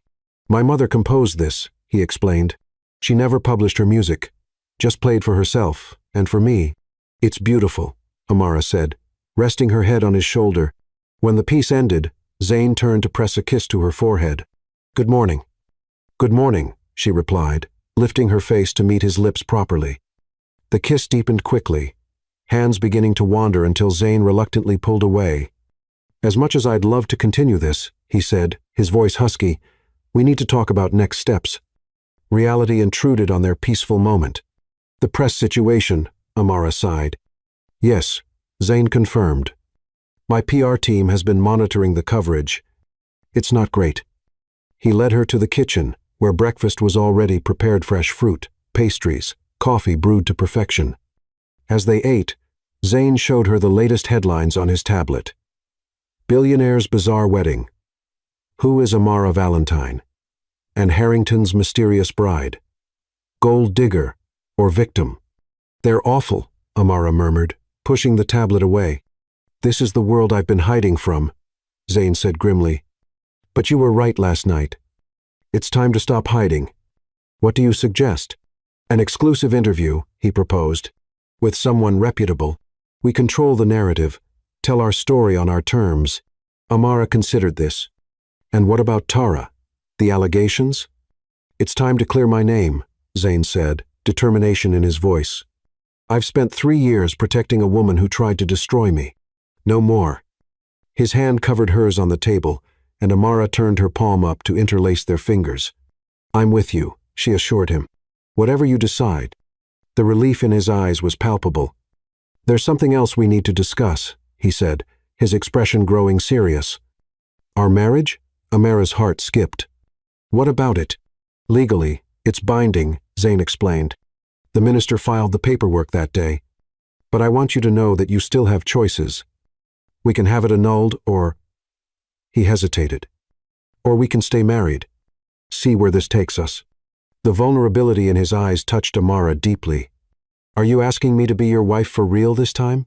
I'm asking if you'll consider it, Zain replied carefully. Not because of how we started, but because of what we found. Amara thought about the whirlwind of the past week from abandoned bride to this moment, deciding whether to commit to a man she'd known for just days. Yet in those days, she'd experienced more genuine connection, more honest emotion, than in 6 years with Lucas. I'm not ready to say goodbye to what we have, she said finally. So yes, let's stay married. See where it leads. Joy illuminated Zain's face, making him look younger, freer. He leaned across the table to kiss her, a kiss that spoke of gratitude and promise and passionate intent. After breakfast, Zain made several calls, setting in motion their plan to address the media situation. An interview was arranged with Harmony Quinn, a respected journalist known for her fairness and integrity. They would meet in 2 days at a neutral location. That gives us time to prepare, Zain said as he ended the final call, and to enjoy some peace before facing the storm. What did you have in mind? Amara asked, a smile playing at her lips. His answering grin was boyish and suggestive. How do you feel about exploring the island? There's a waterfall on the north side that's worth seeing. The day passed in a beautiful haze of discovery both of the island's natural wonders and of each other. They swam in the crystal waters of a hidden cove, made love on a secluded beach, talked for hours about their dreams and fears and hopes for the future. By evening, exhausted and sun-kissed, they returned to the beach house to find Zain's phone blinking with urgent messages. Go ahead, Amara encouraged when he hesitated. It might be important. His expression darkened as he read the messages. It's Omar, my chief of staff. There's been a development. What kind of development? Amara asked, concern rising at his tone. Tara, Zain said simply. She's resurfaced. Amara's breath caught. Where? Paris. She gave an interview to French Vogue, claiming she fled our relationship because of my controlling and manipulative behavior. His jaw tightened. She's trying to get ahead of our story. Can she do that, after stealing from you? She's claiming the money was a settlement I gave her to keep quiet about alleged abuse. Zain ran a hand through his hair in frustration. It's completely false, but she's calculated her move carefully. With the current climate, her accusations will get traction. Amara moved to his side, placing a steadying hand on his arm. We fight back with the truth. With evidence I was planning to reveal strategically, Zain sighed. Now we're on the defensive. Then we move up the interview. Amara suggested, call Harmony Quinn. See if she can meet us tomorrow. Zain looked at her with newfound respect. You'd be ready for that? To face the cameras so soon? No, Amara admitted honestly. But sometimes you don't get to choose your timing. Sometimes you just have to stand and fight. Pride shone in Zain's eyes as he pulled her into his arms. Have I told you lately how extraordinary you are, Amara Valentine Harrington? The hyphenated name sent a thrill through her. Not in the last hour, she teased. An oversight I'll have to remedy, he murmured against her lips. Later that night, as they lay tangled together in the aftermath of passionate lovemaking, Zain's phone rang again. He answered on speaker, putting a finger to his lips to signal Amara to stay quiet. Mr. Harrington, came a woman's smooth voice. Tara Summers here. I think it's time we talked. Zain's body tensed beside Amara's. I have nothing to say to you, Tara. Don't be hasty, Tara replied, her tone falsely sweet. I'm offering you a deal. $10 million. and I retract my statements about your difficult nature. You mean your lies? Zayn countered coldly. My truth, Tara corrected. But I'm willing to find a new truth for the right price. Disgust crossed Zayn's features. You're blackmailing me. I prefer to think of it as negotiating, Tara said with a chilling laugh. I've seen the photos of your new bride. She's lovely, exotic. Does she know what you're really like, Declan? Does she know what happens when you don't get your way? Fury blazed in Zayn's eyes, but Amara squeezed his hand, silently urging caution. What I'm like, Zayn said carefully, is done with your games. The recordings you made of our private conversations, the ones you planned to sell to tabloids, I still have them, along with the evidence of your theft. A pause. You're bluffing. Those were on my private server. The server my security team traced to the Cayman Islands. Zayn's voice was deadly calm. I've had those recordings for 3 years, Tara. I chose not to use them out of a misguided sense of decency. That ends now. Another, longer pause. What do you want? A full retraction, Zayn demanded. Public acknowledgement of your lies. Return of the stolen funds. Or what? Tara challenged, though her voice had lost its confidence. Or I release everything, the recordings where you discuss your plan to marry the billionaire, divorce the idiot, the financial trail, everything. You wouldn't, Tara hissed. It would humiliate you, too. I can live with humiliation, Zayn replied evenly. Can you live with prison? The call ended abruptly, leaving a heavy silence in its wake. Will she do it? Amara asked quietly. Retract her statements? I don't know, Zayn admitted. Tara is calculating. She'll weigh her options carefully. And the recordings? Do you really have them? Zayn nodded, pulling Amara closer. I never wanted to use them. It felt vindictive-y, but I kept them as insurance. Smart, Amara murmured, tracing patterns on his chest. Not smart enough to avoid this mess in the first place, he sighed. I'm sorry you've been dragged into it. I'm not, Amara said firmly. If you hadn't gone through this with Tara, you might never have been at that wedding, never have seen me standing alone at the altar. The truth of her words seemed to sink in, shifting Zayn's perspective visibly. Everything led to you, he realized, wonder in his voice. And everything led me to you, she replied simply. Morning brought news. Tara had deleted her social media accounts and withdrawn from public view.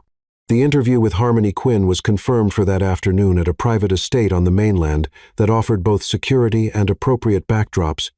As they prepared to leave the island sanctuary, Zayn noticed Amara's nervousness as she dressed in clothes he'd had delivered for the interview, a simple but elegant emerald dress that complemented her complexion perfectly. Having second thoughts? He asked gently. Not about us, she clarified quickly. Just, I'm a music therapist, Zayn. I work with traumatized children. I've never been in the spotlight. Understanding dawned in his eyes. We can postpone. Find another way. No. Amara shook her head, determination firming her resolve. I just need you to promise me something. Anything. He vowed immediately. Promise me that no matter what happens with the press, with Tara, with your company, we'll keep this real. She gestured between them. This connection. This honesty. Zayn crossed the room and took her face in his hands with infinite tenderness. I promise, Amara Valentine Harrington. Whatever comes, we face it together. No more hiding. No more pretending. He sealed the promise with a kiss that left her breathless and certain, ready to face whatever lay ahead, not as the abandoned bride or the billionaire's mystery wife, but as a woman who had found unexpected love in the midst of chaos, and who intended to fight for that love with everything she had.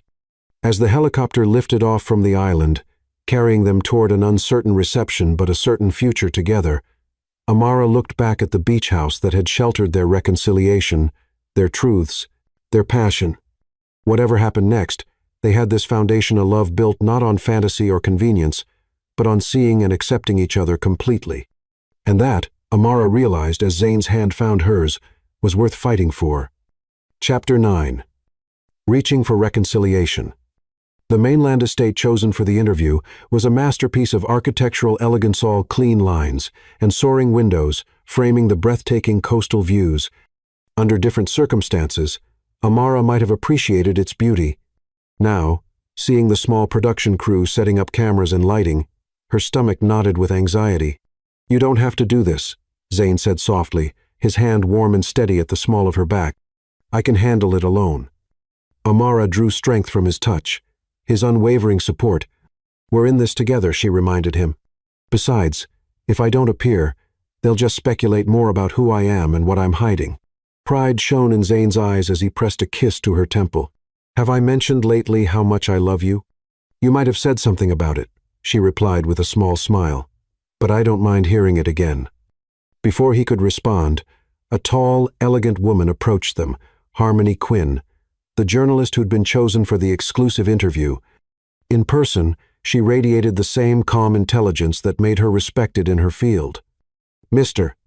Harrington, Miss Valentine," she greeted them, shaking their hands. "Thank you for choosing me for this conversation." "We appreciate your reputation for fairness," Zane replied, his public persona sliding into place more formal than the man Amara had come to know, but still authentic in its way. "I don't do hit pieces or puff pieces," Harmony assured them. "Just honest journalism, which means I will ask difficult questions." "We expect nothing less," Amara said, finding her voice. Harmony's gaze shifted to her, assessing but not unkind. "Your story has captured public imagination, Miss Valentine, the abandoned bride who married a billionaire the same day. It reads like fiction." "Truth is often stranger," Amara acknowledged. The interview setup was deliberately intimate sitting area arranged before floor-to-ceiling windows overlooking the ocean, mimicking a casual conversation rather than a formal interrogation. As they took their seats, Zane's hand found Amara's, their fingers interlacing naturally. "We'll begin recording in 5 minutes," Harmony told them, reviewing her notes. "The interview will air tomorrow evening, edited only for time constraints. You'll have no prior review of the questions or footage." "Understood," Zane nodded, his thumb tracing circles on Amara's hand, a small gesture of comfort that centered her.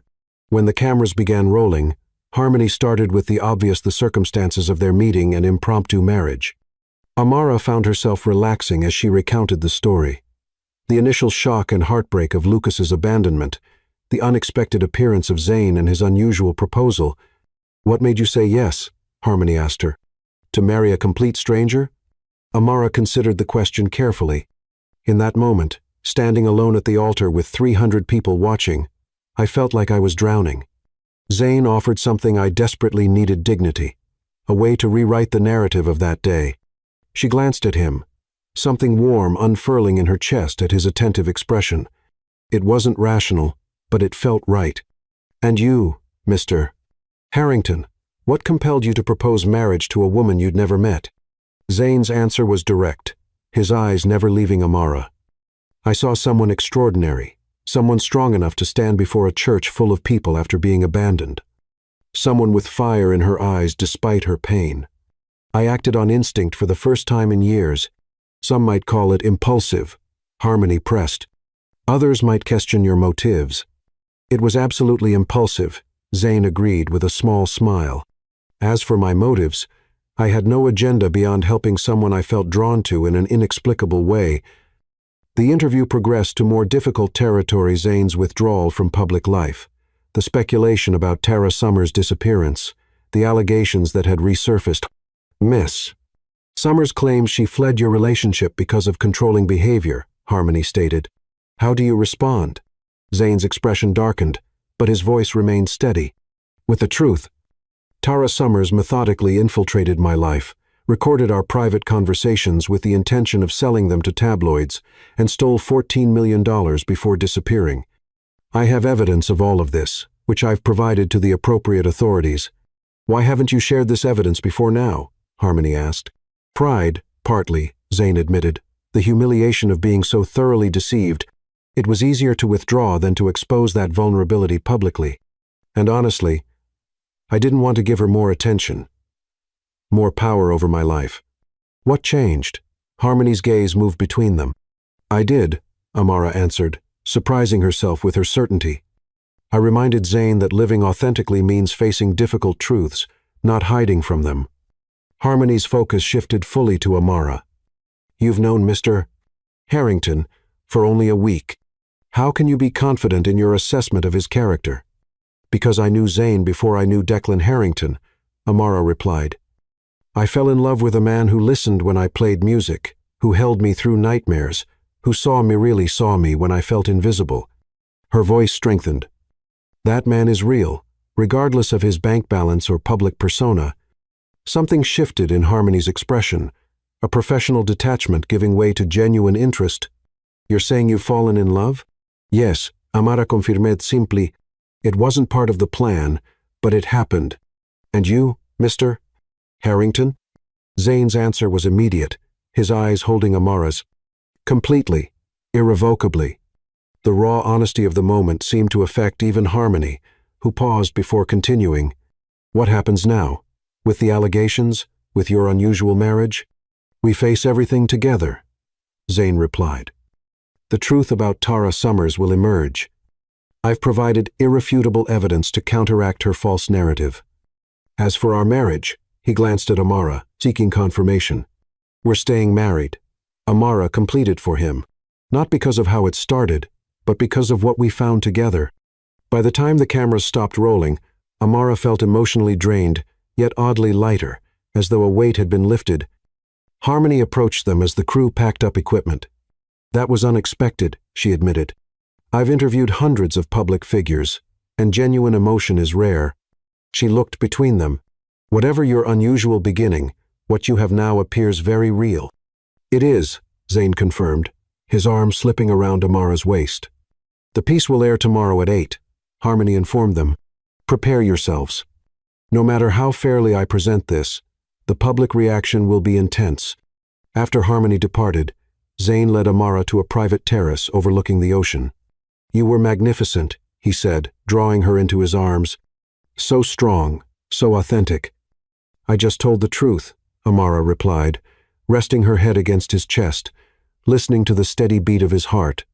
That we found something real in the midst of chaos. We did, Zane agreed, tilting her face up to his. Something worth fighting for. His kiss was tender, reverent, filled with promise, a physical manifestation of everything they'd declared publicly. Amara melted into him, allowing the tension of the day to dissolve in the certainty of his embrace. Take me home, she whispered against his lips. Zane's eyes darkened with desire and something deeper, more permanent. The island? The cabin? Wherever you are, Amara clarified, surprising herself with the truth of it. That's home now. The helicopter ride back to the island passed in comfortable silence, their hands linked, occasional glances conveying more than words could express. As the chopper descended toward the beach house, Amara noticed a change lights illuminating the path from the landing pad. Flowers arranged on the deck, candles visible through the windows. What's all this? She asked as they disembarked. Zane looked uncharacteristically nervous. I asked Omar to arrange something while we were gone. A proper celebration. Inside, the beach house had been transformed candles creating pools of golden light, white roses and orchids adorning every surface, a table set for two with fine china and crystal. It's beautiful, Amara breathed, turning in a slow circle to take in the romantic scene. Not as beautiful as you, Zane replied, his eyes never leaving her. Amara, today you told the world you're choosing to stay married to Minot because of circumstances or obligation, but because of love. I meant every word, she assured him. I know, he said softly. And I want to give you something I couldn't that first day at the church, a proper proposal, a proper choice. Amara's breath caught as Zane knelt before her, taking her hand in his. From his pocket, he produced not the ostentatious diamond she might have expected from a billionaire, but a simple band of rose gold set with a small moonstone that captured the light in opalescent flashes. Amara Valentine, he said, his voice rough with emotion. I married you on impulse, but I choose you with complete certainty. Will you continue this journey with me? Will you be my wife, not just in name, but in every way that matters? Tears blurred Amara's vision as she nodded. Yes, she whispered. 1,000 times, yes.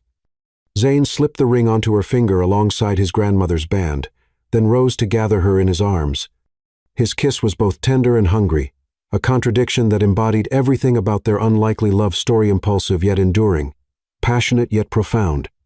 Later, after a candlelit dinner where they talked of future plans and shared dreams, they moved to the bedroom, where rose petals created a fragrant path to the bed.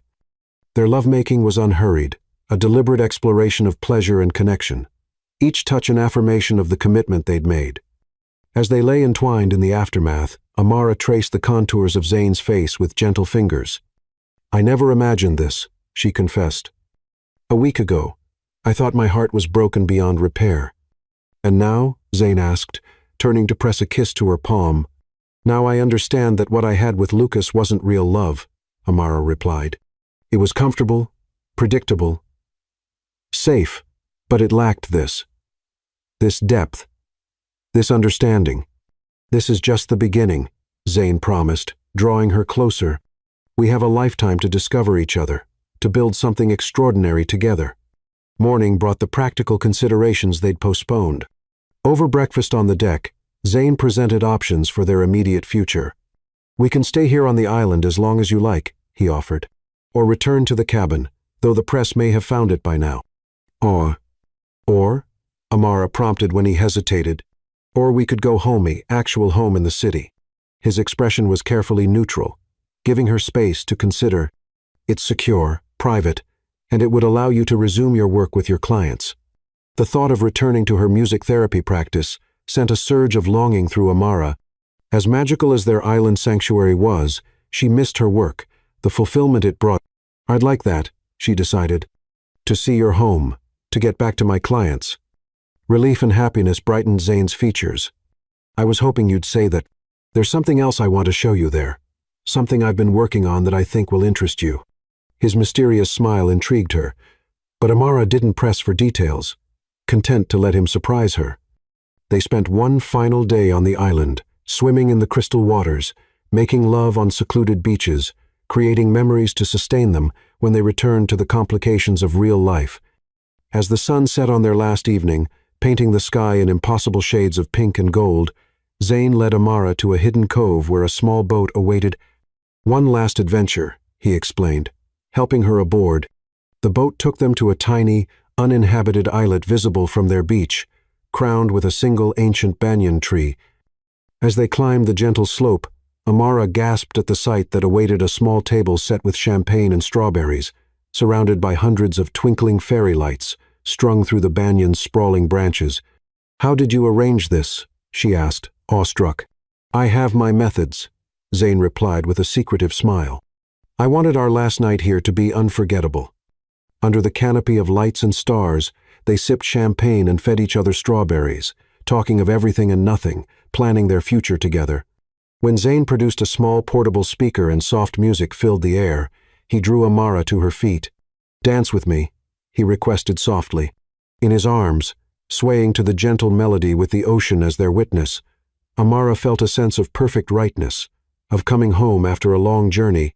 Whatever challenges awaited them in the outside world, media scrutiny, legal battles with Tara, the complications of merging their lives, this moment, this connection, would be their foundation. "Thank you," she whispered against his chest. "For what?" Zayn asked, his hand tracing gentle patterns on her back. "For marrying a stranger at the altar," Amara replied, looking up at him with a smile that held all her love, all her certainty. "For being the best decision I never planned to make." His answering kiss spoke of forever, of promises kept and adventures to come. And as the moon rose over their private paradise, casting silver light on their entwined forms, both knew with absolute certainty that what had begun as an impulsive act of kindness had transformed into the greatest love story either could have imagined, unexpected, unplanned, and utterly perfect in its imperfection. Chapter 10. Love Beyond Facades. The morning of their vow renewal ceremony dawned perfect and clear, just 2 months after their fateful first meeting. Amara stood before the mirror in the beachside cottage they'd chosen for the occasion, different from both the island and the cabin. A new beginning. "You look breathtaking," Raven said, adjusting the simple crown of white orchids nestled in Amara's curls. Unlike her first wedding, Amara had chosen an elegant but unfussy Gaunivari silk that flowed like water over her curves, shoulders bare, no elaborate train or veil, She wore no jewelry except the 2 rings Zane had given her, his grandmother's gold band and the moonstone engagement ring. "Are you nervous?" Raven asked, meeting her sister's eyes in the mirror. "Not even a little," Amara replied with perfect certainty. "I've never been more sure of anything." A knock at the door revealed their mother, elegant in deep purple, her eyes bright with unshed tears. "Oh, Amara," she breathed. "You're radiant." "Thank you for supporting us, Mom," Amara said, embracing her. "I know how strange this all must seem." "Strange? Yes," her mother agreed with a soft laugh. "But when I see how that man looks at you, I understand now." The cottage door opened again, revealing her father in a wheelchair, still recovering from his heart surgery, but determined to walk his daughter down the aisle properly this time. "They're ready for you, baby girl," he said, his voice gruff with emotion. Outside, the small gathering of family and closest friends waited on the beach, where an arbor of white roses and greenery had been erected. No media, no spectacle, just the people who mattered most. And standing beneath that arbor, looking more handsome than any man had a right to, was Zane. He wore no tie, no formal suit, just crisp white linen pants and a matching shirt, his curls tousled by the ocean breeze, his eyes fixed on her with such naked adoration that Amara's heart threatened to burst from joy. Her father took her arm, rising carefully from his wheelchair for the short walk. "I believe in this marriage," he whispered to her, "which is more than I could say for the last one." Amara squeezed his arm in silent gratitude as they began their procession across the warm sand. The string quartet Zane had arranged played softly, but Amara barely heard the music. Her entire focus narrowed to the man waiting for her, the man who had stepped into her broken moment and helped her rebuild something more beautiful than she'd ever imagined. When she reached him, Zane took both her hands in his eyes never leaving hers. "You are extraordinary," he whispered for her ears alone. The ceremony was simple and heartfelt, their vows written by themselves rather than borrowed from tradition. Zane spoke first, his voice steady and full of emotion. "Amara, I married you on impulse in a moment that changed everything. Today, I marry you with complete certainty. You have seen me at my most vulnerable, my most guarded, and loved me through it all. You taught me that wealth means nothing without someone to share it, not someone impressed by it, but someone who sees beyond it to the man beneath. I vow to partner with you completely, to support your dreams as fiercely as my own, to love you honestly and passionately for all the days of my life." Tears sparkled in Amara's eyes as she began her own vows. "Zane, I married you as a stranger in a moment of shattered dreams and unexpected courage. Today, I marry you as my best friend, my lover, my sanctuary. You took my broken moment and helped me build something more beautiful than I ever imagined possible. You've shown me what real partnership feels like, not someone who wants to possess me, but someone who wants to walk beside me." Her voice strengthened. "I vow to continue choosing you every day, to face whatever comes together, to love you with my whole heart and soul for as long as we both shall live." They exchanged new ring-simple platinum bands engraved inside with the words, "Chosen, not by chance," and the date of their first meeting. "By the power vested in me," the officiant said, "I now pronounce you husband and wife again." He smiled warmly. "You may kiss your bride." Zane gathered Amara into his arms with reverent passion, his lips meeting hers in a kiss that spoke of forever, of promises kept and dreams shared. Around them, their small gathering of loved ones erupted in cheers and applause, but they barely heard, lost in each other, in the moment that sealed their extraordinary journey. The celebration afterward was intimate and joyful, a feast served on the beach as the sun began to set, music and dancing under strings of golden lights. Halfway through the evening, Zane whispered in Amara's ear, "I have something to show you." Taking her hand, he led her away from the festivities, down the beach, to where a small structure stood near the water's edge. Inside, Amara gasped at what awaited a beautiful studio space with state-of-the-art recording equipment, a grand piano, and windows that overlooked the ocean. "What is this?" she asked, turning in a slow circle. "Your music studio," Zane replied, his expression both nervous and excited. "For your compositions, your therapy work, whatever you want to create." "Zane," Amara breathed, overwhelmed by the thoughtfulness of the gift. "There's more," he said, leading her to a desk where architectural plans were spread out. These are the preliminary designs for the Amara Valentine Harrington Music Therapy Center, a place where children who can't afford traditional therapy can heal through music. Amara stared at the plans, her heart so full it felt like it might burst. "My dream," she whispered. "You remembered every word," Zane confirmed, drawing her into his arms. "Your passion, your vision, they deserve to be realized. The foundation is already established. The funding secured. All it needs is your direction, your heart." Tears spilled freely down Amara's cheeks as she looked up at the man who had transformed her life in ways she never could have imagined. "I love you so much," she said, her voice thick with emotion. "How did I get so lucky?" "I'm the lucky one," Zane insisted, framing her face with gentle hands. "The luckiest man alive." Their kiss was tender at first, then blazed into something more urgent, more primal. Without breaking apart, Zane swept her into his arms, carrying her to the comfortable daybed, positioned to face both the ocean and the piano. "What about our guests?" Amara murmured against his lips as he laid her gently on the soft surface. "They won't miss us for a while," Zane assured her, his hands already working at the simple closures of her gown. "Besides, it's our wedding night again." Under the moonlight streaming through the windows, they made love with the passionate intensity that had characterized their relationship from the start, bodies and souls connecting in perfect harmony. Each touch was an affirmation, each kiss a promise. Afterward, wrapped in each other's arms with the sound of waves providing a gentle soundtrack, Amara traced the strong lines of Zane's face with tender fingers. "Thank you," she whispered. "For the studio?" he asked, turning to press a kiss to her palm. "For everything," Amara clarified. "For marrying a stranger at the altar, for showing me what real love feels like, for building a future with me that honors both our dreams." Zane gathered her closer, his heartbeat strong and steady beneath her cheek. "This is just the beginning. Amara Valentine Harrington, the first chapter of the best story ever told." "Our story," she agreed, lifting her face for his kiss. As their lips met again, desire rekindling between them despite their recent passion.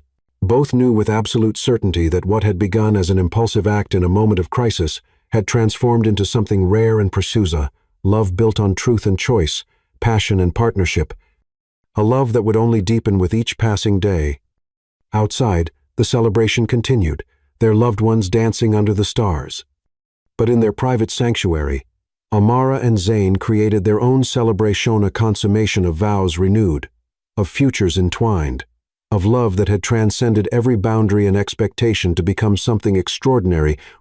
This was their real beginning, not tainted by abandonment or deception, not complicated by hidden identities or wounded hearts, but pure and true and passionate. A love beyond all facades, beyond all pretense. A love that would last forever.